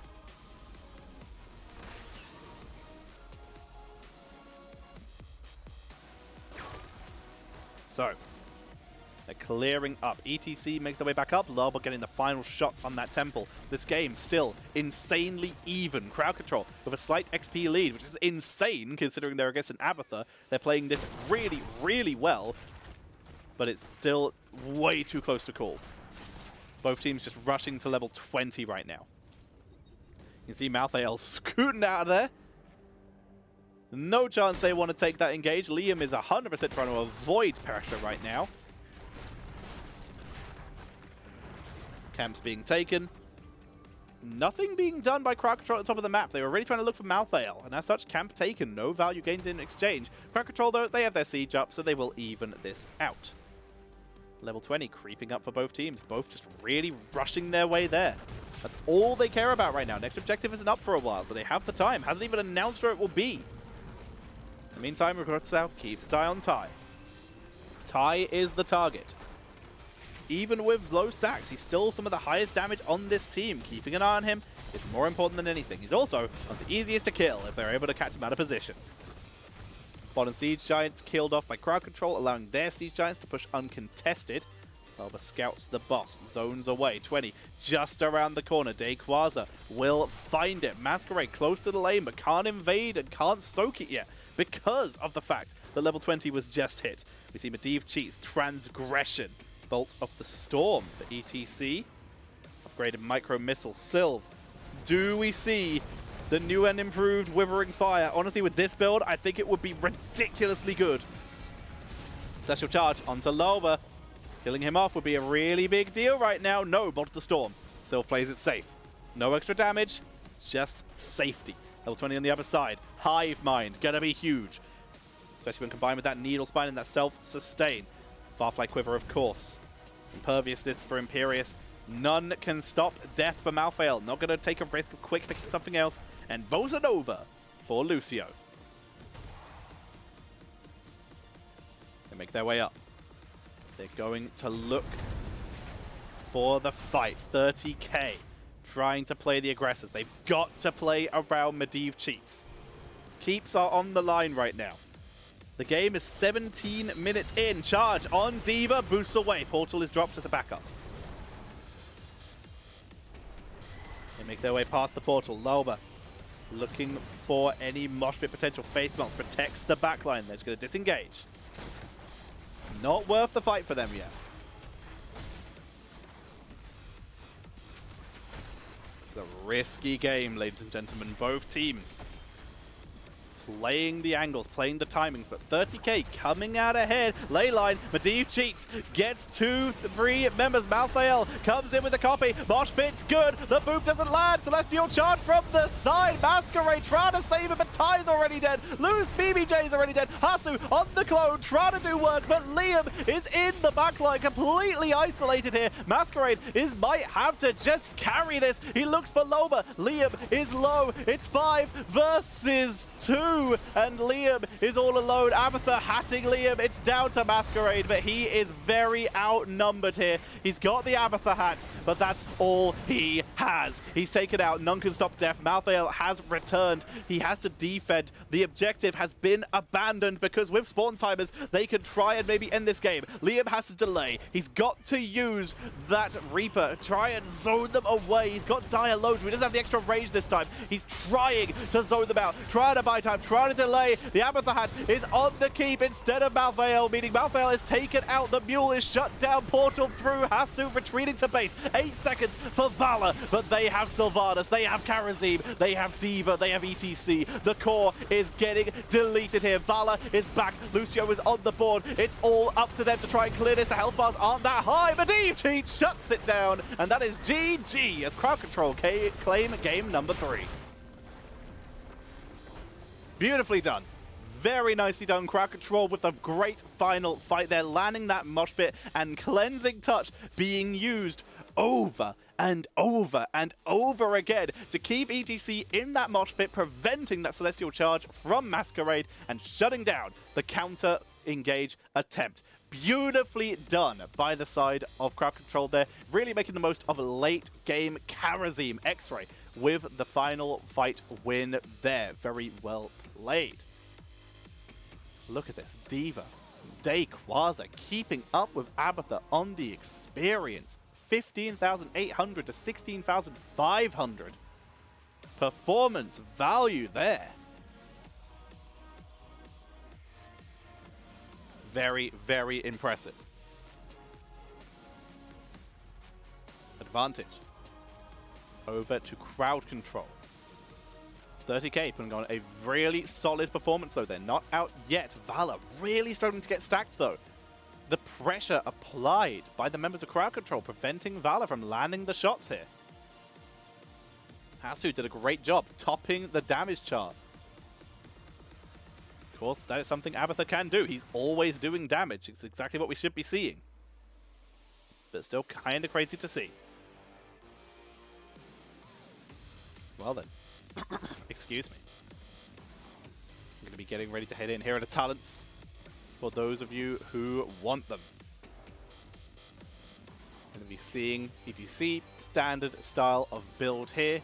Loudspeaker and Encore is of course the main combo there. Get cooldown reduction for that mosh pit. Keep it up as often as possible. D.Va standard build, but emergency shielding coming in at level 16. No one going for that dash shielding anymore with that in for the kill. And Valor, again, interesting Hungering Arrow style build here. It's great for race, great for single target burst, but in this case, it did not prove to be what they needed. Unable to find the stacks, zoned out quite a few times, caught out quite a few times. I love the Mouthveil clones. Hasu onto Liam to get those clones worked quite well. It really put some pressure on. But again, they didn't really have the CC. The backline is stuck together. They got the value. In the meantime, Lauber and D.Va, Lauber and Quasar, created quite the distraction. They really held themselves in that. Created an insane delay strategy, which eventually allowed them to finally find the wombo they were looking for. Using that cleansing touch with the blinding speed from Karazim's level 7 and level 16s to keep ETC, keep Lauber cleansed, and allow that mosh pit to reach full duration, which allowed Dynao to get maximum damage output. Impressive. Very impressive indeed. So, 2-1 right now in favor of CrowdControl. Cool to see. Very cool to see indeed. Meaning that in theory, if CrowdControl win, they will have claimed victory in this series and will make their way up the board. 30k. Still the chance to bring it back, though. See if they can do it. Of course, we have another matchup after this. Oxygen Esports will be playing Chili Mountain as the second matchup of today. I'm going to see... I can't remember who won the Icebreaker. Let's have a look-see here. Pre-season. Who did better in the Icebreaker? Oxygen actually made it past round 1. Chili Mountain did not. So as such, Chili Mountain going to be looking to try and make a comeback here. Going to try and move themselves back up, get some points. Show what they really got going here. Oxygen, of course, tied 3rd, 4th with Sidestep Kings, who were able to win their opening matchup yesterday. Oops, I said I wasn't going to do spoilers. My bad. Alrighty. Some nice fresh Medivzarella. I'm afraid I don't understand that joke, but thank you for popping by, and I hope you enjoy yourself today. Hope you're having a good time. Ah, big stretch. That's what we like. Feels good. Alrighty, we're going to wait for map number 3 to get this on and rolling. In the meantime, !SNUC in the chat to check out the People's Choice campaign from Simply Nuck Gaming. Mabreeve. I like that one. That one's good. Make sure you check out the People's Choice campaign from SNUC Gaming, where they are allowing you to vote on which of their systems has the biggest Black Friday discount. Check out the link in the chat using command !SNUC so that you can vote on which PC gets the biggest discount. That's amazing. I love it. Really see what PCs are popular. It's a cool idea.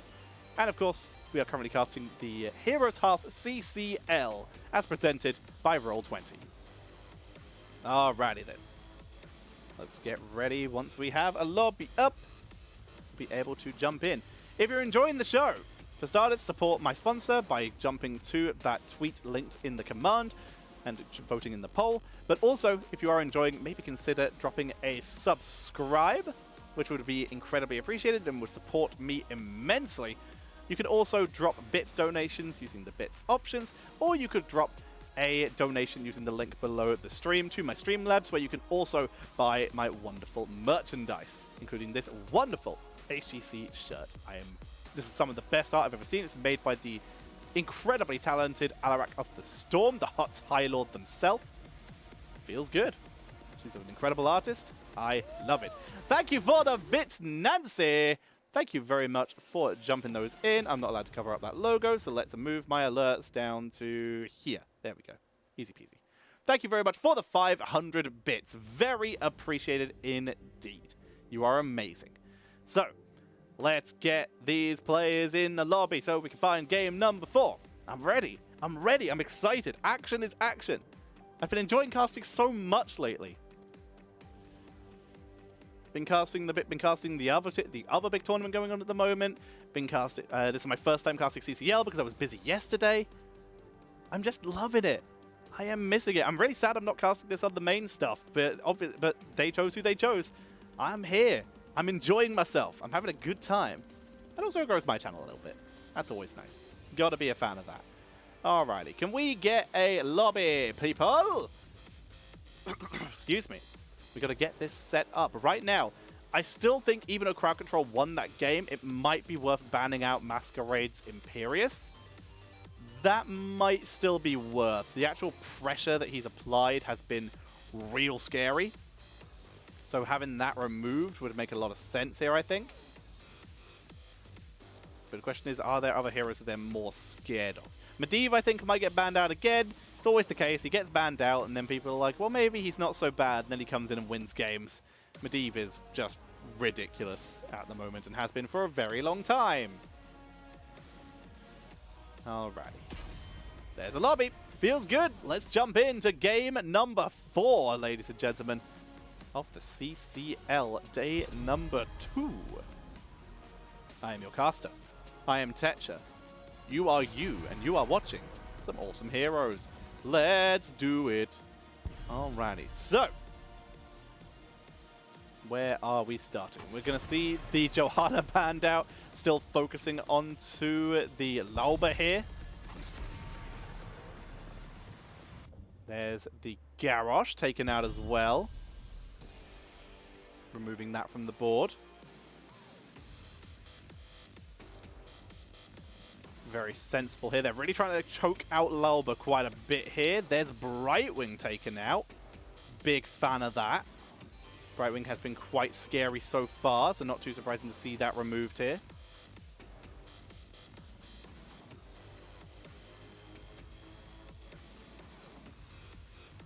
So now, Brightwing gone.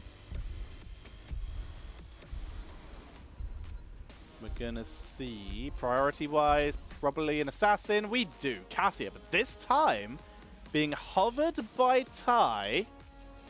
We'll see if that keeps going. Very interesting.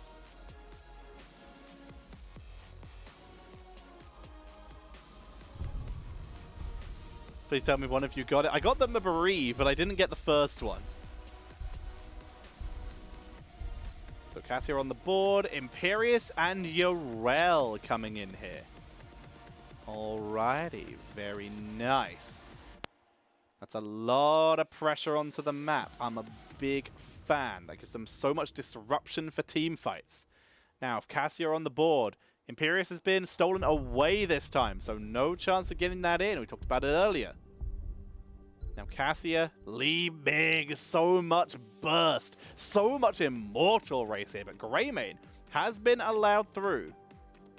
So they got to be a little careful around that. Excuse me. Gotta play around that. CrowdControl now.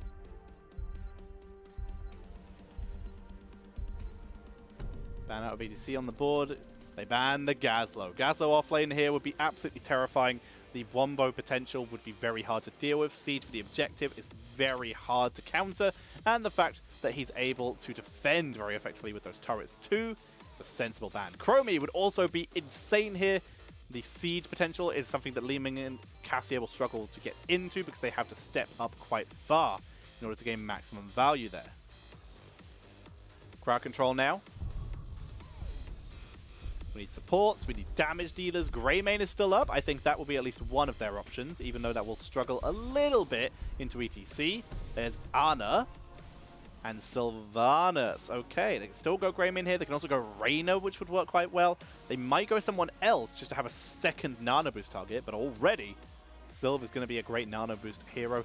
Jaina, for example, could fit in here, though, as an extra mage. That could be quite scary. They can even go for the percentage damage on level 1 for Sylvanas. Potentially get the value that way. Blaze and Stukov to finish out 30k's draft. Very crowd control heavy with great immortal poke. Going to be a Thunder Fury Cassia build, and Li Ming just pokes forever. Stukov is a safe hero to zone with. Crowd control now. Their final pick, sorry. Second damage dealer. Jaina, Reyna, Greymane are the top priorities, I would guess. They go for Hanzo, also very good race. Very squishy, very low health though.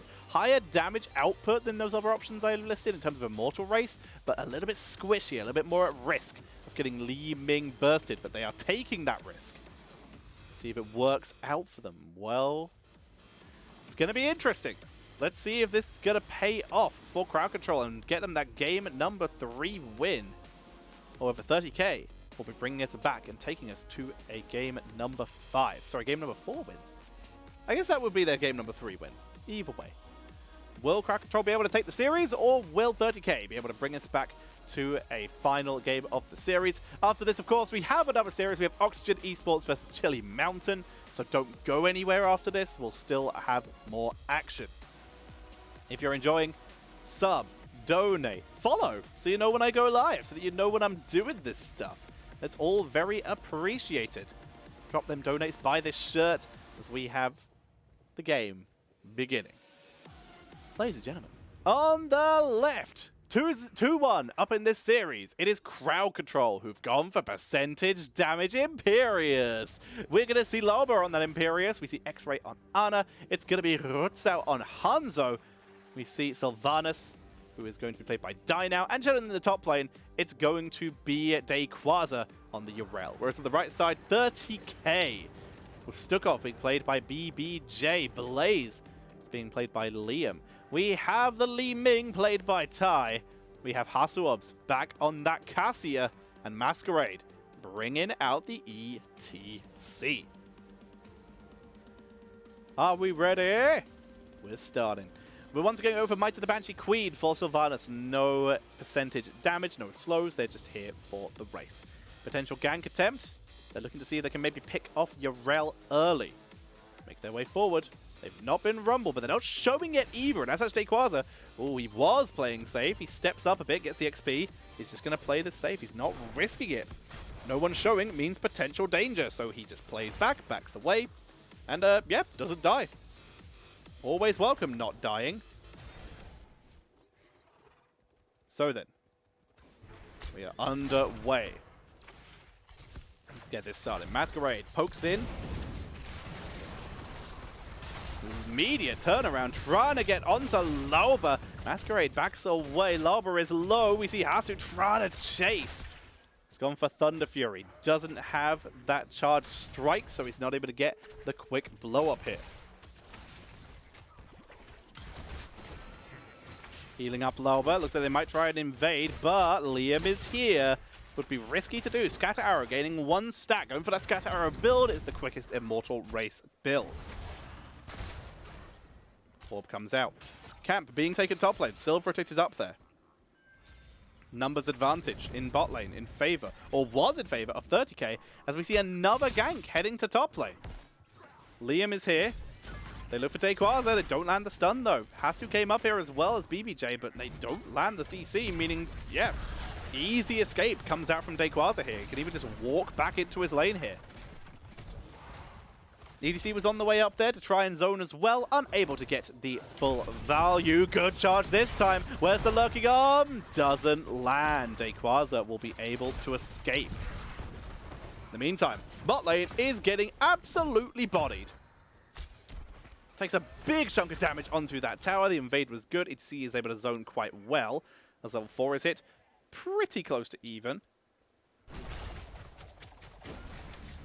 Camps being started by both teams working their way in.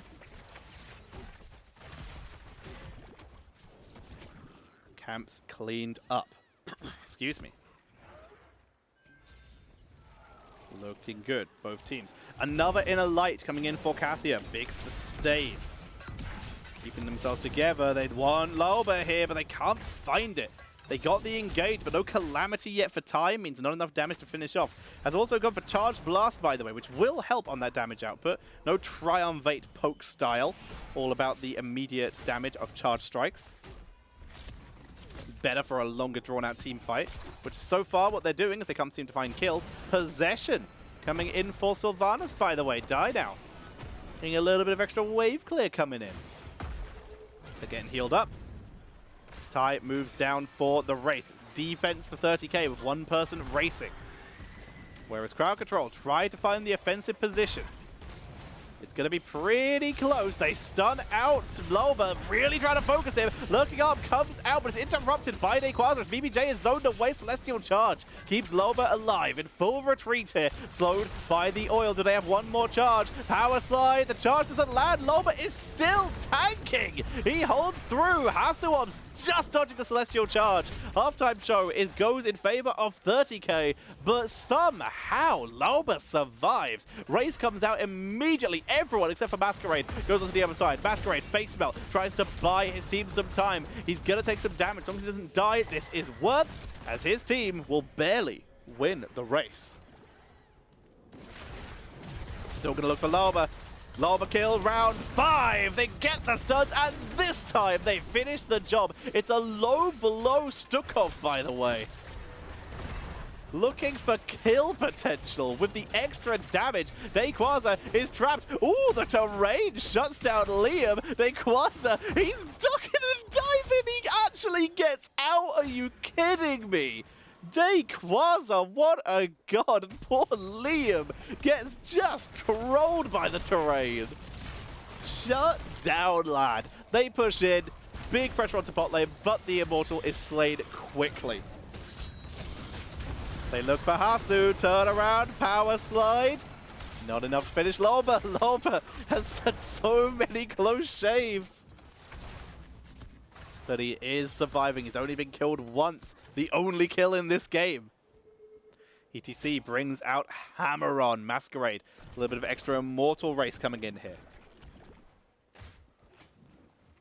Shadow Dagger increase. Lost Souls coming in for Sylvanas. Die now, so much extra damage. Heading up to top lane, going to go for the 2v1 to steal top camp again. I'm just going to grab some experience. In the meantime, Liam going to try and match them. But instead of the 2v1, they're going for the 4v3 as they look to claim bottom camp. But you can see CrowdControl, they have no intention of contesting that. They know they just win the 1v1. Liam was here in case there was an invade. There is not. He will head back to top to clear out the camp of his own. Silver run in, couple possessions onto that back line. Couple extra ranged minions coming in here. Quick stun by Dayquaza. Bot pushing in, there's a minion wave, and that siege camp, of course.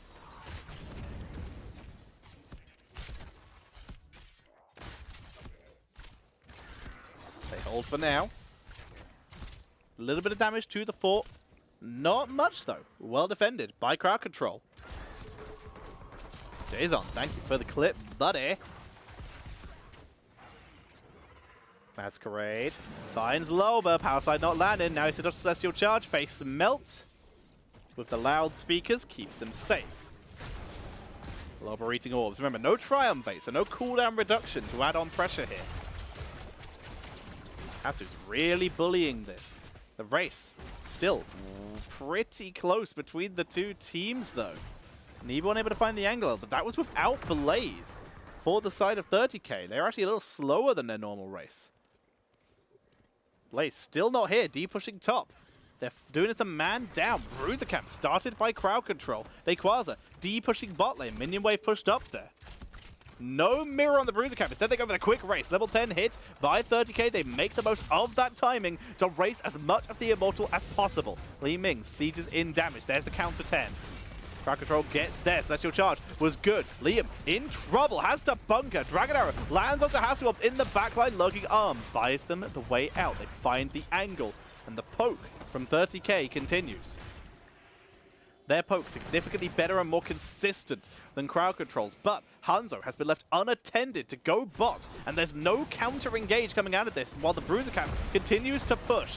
X-Ray eats the orb hit to try and buy time. Valkyrie not landing because of the wave of force. Wailing Arrow hits all 5 members, but the Immortal is still going to be won by 30k. The question is, do they get out? We lose Ty as they look for X-Ray. He gets away even with the low blow. Hasu is deep. He kills one on the way out, but it's still a 2-for-1 in favor of CrowdControl. Looking to make it 3. They chase forward, looking for BBJ. Runsao slowed by the oil. BBJ juking and jiving, but Runsao hunts him. Scatter, Arrow, Dayquaza looking for the jump. Camera, please! They go down to 30k. They get BBJ. And that is going to be a 3-for-1. Silver's already respawned. Hanzo is going to clean up the Immortal solo. Here's the counter attempt by Liam, but they can't find Lauva. The Quasar's already ported back. Sylv to defend bot lane. The keep will die. Hanzo will not be able to save that. This might be a double fort play, in fact, for 30k. As they will keep piling the pressure onto that bot lane. Sieging in, only against 2 people, but the rotation's coming in. They don't have BBJ. It's not worth the risk. The misplay in that last fight, the wave of force came out and it pushed them out of the Valkyrie. Dragon Arrow comes onto Hasselhoff's. Quick stun from Dayquaza. It's all about killing Hasselhoff right now, who's able to back up. Dayquaza is good. Mosh pit is pulled into by the Valkyrie. Goodbye, Die Now, as they turn it round. Sorry, that was Runsao. They back away. Die Now slowed by the oil. Here comes the haunting wave, as he's able to escape, but the Valkyrie pulling Runsao into the Masquerade Mosh to guarantee that kill, and that will also guarantee them their second fort. 30k not going down without a fight, cleaning up. They smash their way through. These 2 teams are so ridiculously equally matched. 30k back, holding themselves in this series. But can they keep it going? They grab the siege camp. They still have their own Bruiser to do. They're delaying the camp, even though the invade is coming. Liam sees it. They cap it and leave. Not worth risking losing that objective. Illusionist for Li Ming. No surprise there. We don't see an encore for ETC. It's going to be the cooldown reduction on face melt, giving themselves that extra little bit of consistent peel as opposed to having to rely on that echo speaker. The mic check will allow them to just get a little bit of extra wave clear and will delay the objective a bit more consistently. Race is good. I just tried to move the screen. I forgot I'm not observing. Double camp in top lane. Siege camp already taken out. Bruiser camp, the only camp pushing on the map right now. Race in favor of 30k again. We're going to see them use that timing. They de-push bot a bit. Immediately they see 3 people top though, so of course they're going to get some extra race out of it. Here comes the rotation back. Camp will be cleared up, but they lose a lot of that Immortal for it. That charge, though, great face melt. That's exactly what they need to be doing. Masquerade interrupting the charge and allows Hasu to dodge the Dragon Arrow. That was big. Masquerade pulls back, dodges the Sleep Dart. Hasu was miles away. Masquerade gets out of there. Wailing Arrow will land. They're going to try and make a fight out of this, but the retreat has already been initiated. Ty, the only one potentially in danger here. But they've got to wrap back around to their Immortal. They're going to lose a bit of percentage here as immediately CrowdControl make their way onto that point. Looks like we're just going to see Ty rotate in and try and finish that race. They're going to be able to pick that up. 5k health between them. Power slide. finding it. They're looking for Masquerade here. Loba is the target, though. There's the Mosh onto Loba, but ETC is deleted by Die Now. We see Loba still tanking. The other defender keeping Yarel alive. Rutzau has no health, but sneaks away on the backline. BBJ taking it as hard as he can as he tanks through it beautifully. Hasu gets away. It's a 1-0. Barely. Look at their health pools. Almost non-existent on the side of CrowdControl as they're able to disengage and stay alive. They make their way back in, blasting through that Immortal. Yet another one they have lost. These fights, they're so even. They even have a kill advantage, but they can't do anything about it. The push keeps coming. The Immortals keep being won by 30k. The only way at this point CrowdControl will win is by winning a team fight. Slowing Oil. Dragon Arrow misses. As the full retreat comes out of 30k. Everyone able to disengage. They even have ETC back. 56 seconds though until Mosh Pit. Virulent reaction. Valkyrie comes in. There's the charge, but they don't have the positioning. They're not in a position to kill. They burned Valkyrie for that. It'll be back by the same time Mosh is though. The Valkyrie is used, which means there's a little bit more freedom on the map for CrowdControl, but they still have 35 seconds before the Dragon Arrow. They still have 38 seconds before Undefender. It's not that different. They clean their way through. Here comes Masquerade. Gonna say hi. No encore, so no chance of a steal. Celestial Charge is landing. That's a lot of damage, but Masquerade tanks through. They get huge damage onto Dino in the background. They chase him down with the Bunker Flames, but it's not enough for the kill. Undefender does not land. Camp was taken by CrowdControl. Invade failed. No kills acquired. Mirror Ball, of course, for Li Ming. Extra ranged poke damage. Super Strain for the Stukov. Going to be huge against the Imperius. They're trying to hold this. ETC brings out the aggressive shredding, more sustain, and more damage output as well. Gonna be helpful here. We're gonna help his Immortal race. Blaze, who, by the way, has gone for Crossfire and Suppressive Fire, really trying to reduce that spell damage, finishing off with Thermal Protection, armor when he charges. Will help him engage. Puts out over the wall, backs away. Sleep Dart doesn't land. Central charge is dodged. Good job, Masquerade, but Dayquaza comes in. Multi-man stun. Masquerade looking a little low. Dayquaza puts the pressure on, but neither team can find the angle. This is a better position for CrowdControl, though. They're able to get a bit of a head start on the race, but it is just going to turn into just that, a race. Both teams putting pressure onto this as fast as they can. Halftime show, won barely by CrowdControl. Can they do it? They move into the aggressive position. They want to take the team fight. They don't go for the race. Hanzo, Dragon Arrow from downtown. Valkyrie catches Loba, but he's going to attack it. Mosh Pit comes out. No one interrupting it this time. This Stukov is already dead, though. Dyna backs out with the Nano Boost, able to stay alive. BBJ is down. It's a 1-0, and even with the Mosh Pit, the damage was not there. Fight won by CrowdControl again, and those spawn timers are starting to get higher. And finally, CrowdControl will claim an objective.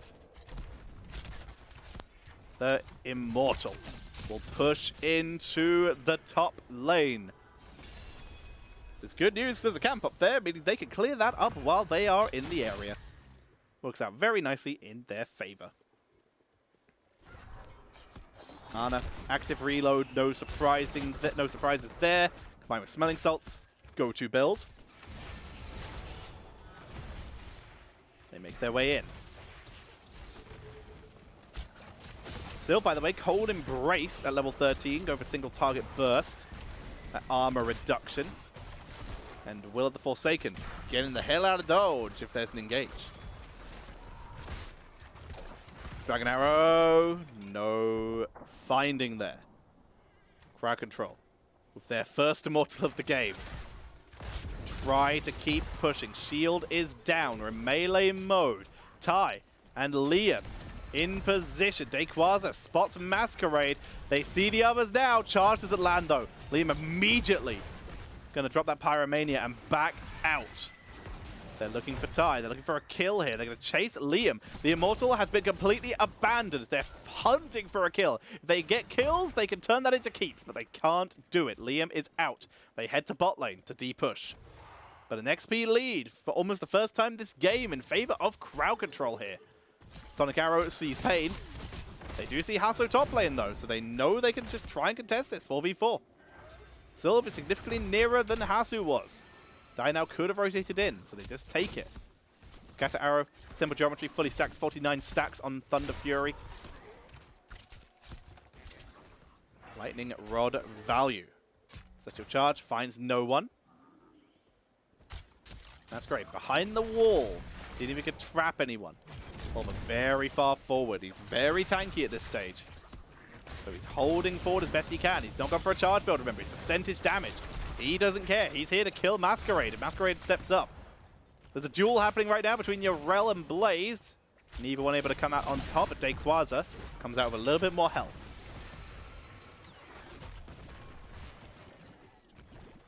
Tai, spotted by Dayquaza, somehow threads the needle, hitting Dayquaza with 0 missiles. Tai makes his way back to the rest of his team. Not worth getting caught out alone here. The game has slowed down to a crawl as the teams await their opportunity to strike. The tension mounts. The waves will be cleared up.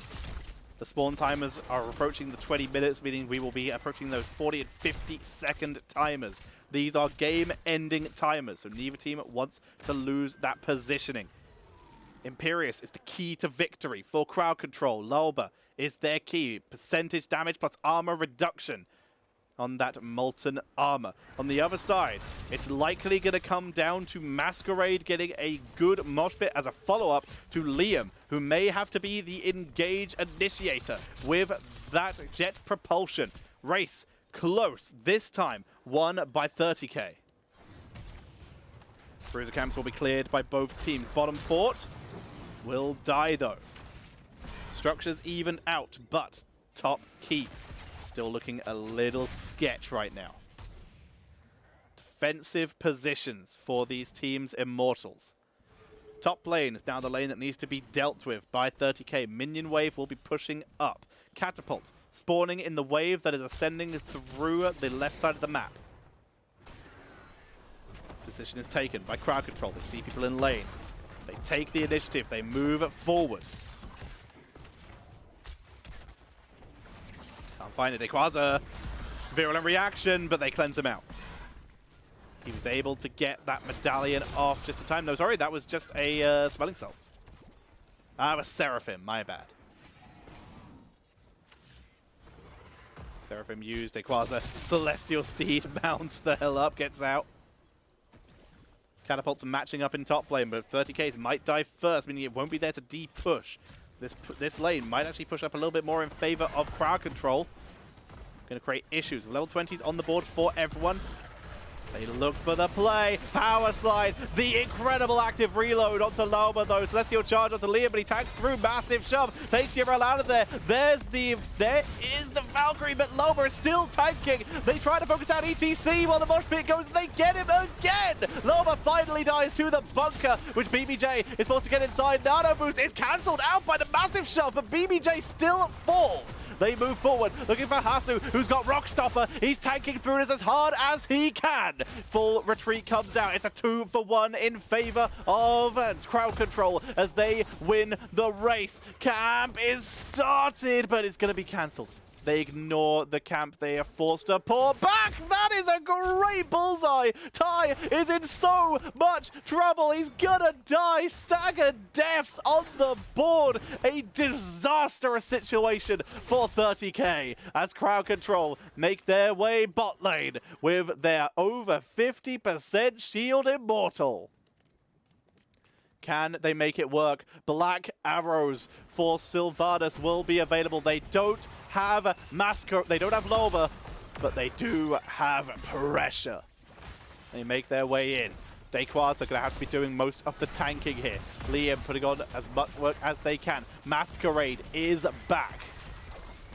Dragon Arrow, both the frontliners, buys time. Valkyrie pulls in Ana, though. Do they have enough? Ana, if they kill her off, could be a huge target. Nano Boost is burned onto Dino, who's trying to stay alive, but they get X-Ray with the bunker. And 30k are doing everything they can to hold themselves in this game. We see the Immortal shield down, but the keep shall fall. Health still high. 4v4. 8 seconds for Li Ming. Dive onto Hasu. If he dies, that's so much damage removed. Dino escapes with the Haunting Wave. Down goes Liam. And we're seeing CrowdControl looking to see if they can go further. Dayquaza is deep. Dino is completely helpless. The core down to 54% virulent reaction. Diving deep. Dayquaza with the start of Rutsao rushes in. They take out Sylvanas, but Rutsao is there. They find the game and the series. That's going to be game number 3 going over to CrowdControl. What a final push at the end there, finding the victory, finishing off Ty even with the kill. Thank you, Batatom. Very appreciated. Woo! That was good. Here are the stats. Let's go, ladies and gentlemen. That's what we like to see. A amazing final fight into an even better final push. 30k. Insane performance. I loved what 30k did this game, but it just couldn't work out. Masquerade got so many moshes. And then just Sylv turns around and kills him. Dino just dealing so much damage that game. Ridiculous. Absolutely ridiculous game. I've hurt my jaw. I was so hyped I've hurt my jaw. Oh my god. What a series. What a series between these two teams. Neither one giving an inch until the final moments. These two teams are so evenly matched, but that is twice now that CrowdControl have been able to take out 30k. The playoffs for CCL are going to be ridiculous. I would not be surprised if we see these two teams there again, but there's plenty of time for one of the other teams to ascend up and bring themselves into this. Of course, we saw 2-1s in the Icebreaker tournament. Sidestep Kings, for example, they went 2-1 versus the powerhouse that seems to be CrowdControl. 30k, they were able to 2-0 Oxygen, but they went 2-1 versus Simplicity. Simplicity, the sleeper pick in this league, I think. I think Simplicity might be in that top 4, just underrated. I think it's doable for them. They lost yesterday, but they are still putting on some powerful performances. Stat-wise, here are the talents. Again, Lolba, percentage damage, but Sylv, that cold embrace at level 13 is where everything changed. That armor reduction to shut down the value of ETC, to kill him off while he was moshing, and to avoid that. And also, the multiple multi-man dragon arrows and multi-man wailing arrows that came out from CrowdControl, living up to their name, putting on an incredible performance. Very cool. Insane to see. Ladies and gentlemen, if you're enjoying and want to reward me for accidentally injuring myself mid-cast, am I the only caster to receive a casting injury? Like, my jaw really hurts right now. I think I've pulled it or something, already sprained. Am I the only caster to receive a injury from talking too much? Am I that bad? Is that what's happened today? Because that's what it feels like. Wow. Ladies and gentlemen, with that, CrowdControl taking the 3-1 series. That's the end of that series. We have another series coming up tonight. It will be Oxygen Esports versus Chili Mountain. Oxygen Esports made it to round 2. You find there's a workplace injury. Nice. If only I had insurance. I mean, I'm from the UK. I don't need it. Feels good. But yeah, Oxygen Esports made it to round 2. Chili Mountain knocked out in round number 1. We'll see if they're able to achieve some form of redemption when it comes to the actual league play. Nicely done. Feels amazing. Alrighty, we're going to be trying to get ready for series number 2 very shortly. What a performance by these two teams. One of the best matches I have cast. So back and forth between them all. Low kill counts as well, but still exciting to watch from minute 1. Really fun to see. Ladies and gentlemen, I am Tetcher. You're currently watching CCL Season 1. Hopefully of many, we'll see. I am using the co-streamer program right now to bring you as much entertainment as I can. Presented by Roll20 is the CCL, and I am presented and sponsored by SNUC Gaming. If you want to support me, make sure you hit !SNUC and go vote in their poll on Twitter. You don't have to give them money, you don't have to give them your information. If you follow them, you'll see more polls about which of their PCs will receive the bigger Black Friday discount, so I would recommend you follow them, but you don't have to do anything other than vote to show that their investment in Heroes of the Storm is a good one, and that they will get a return on it. It's appreciated.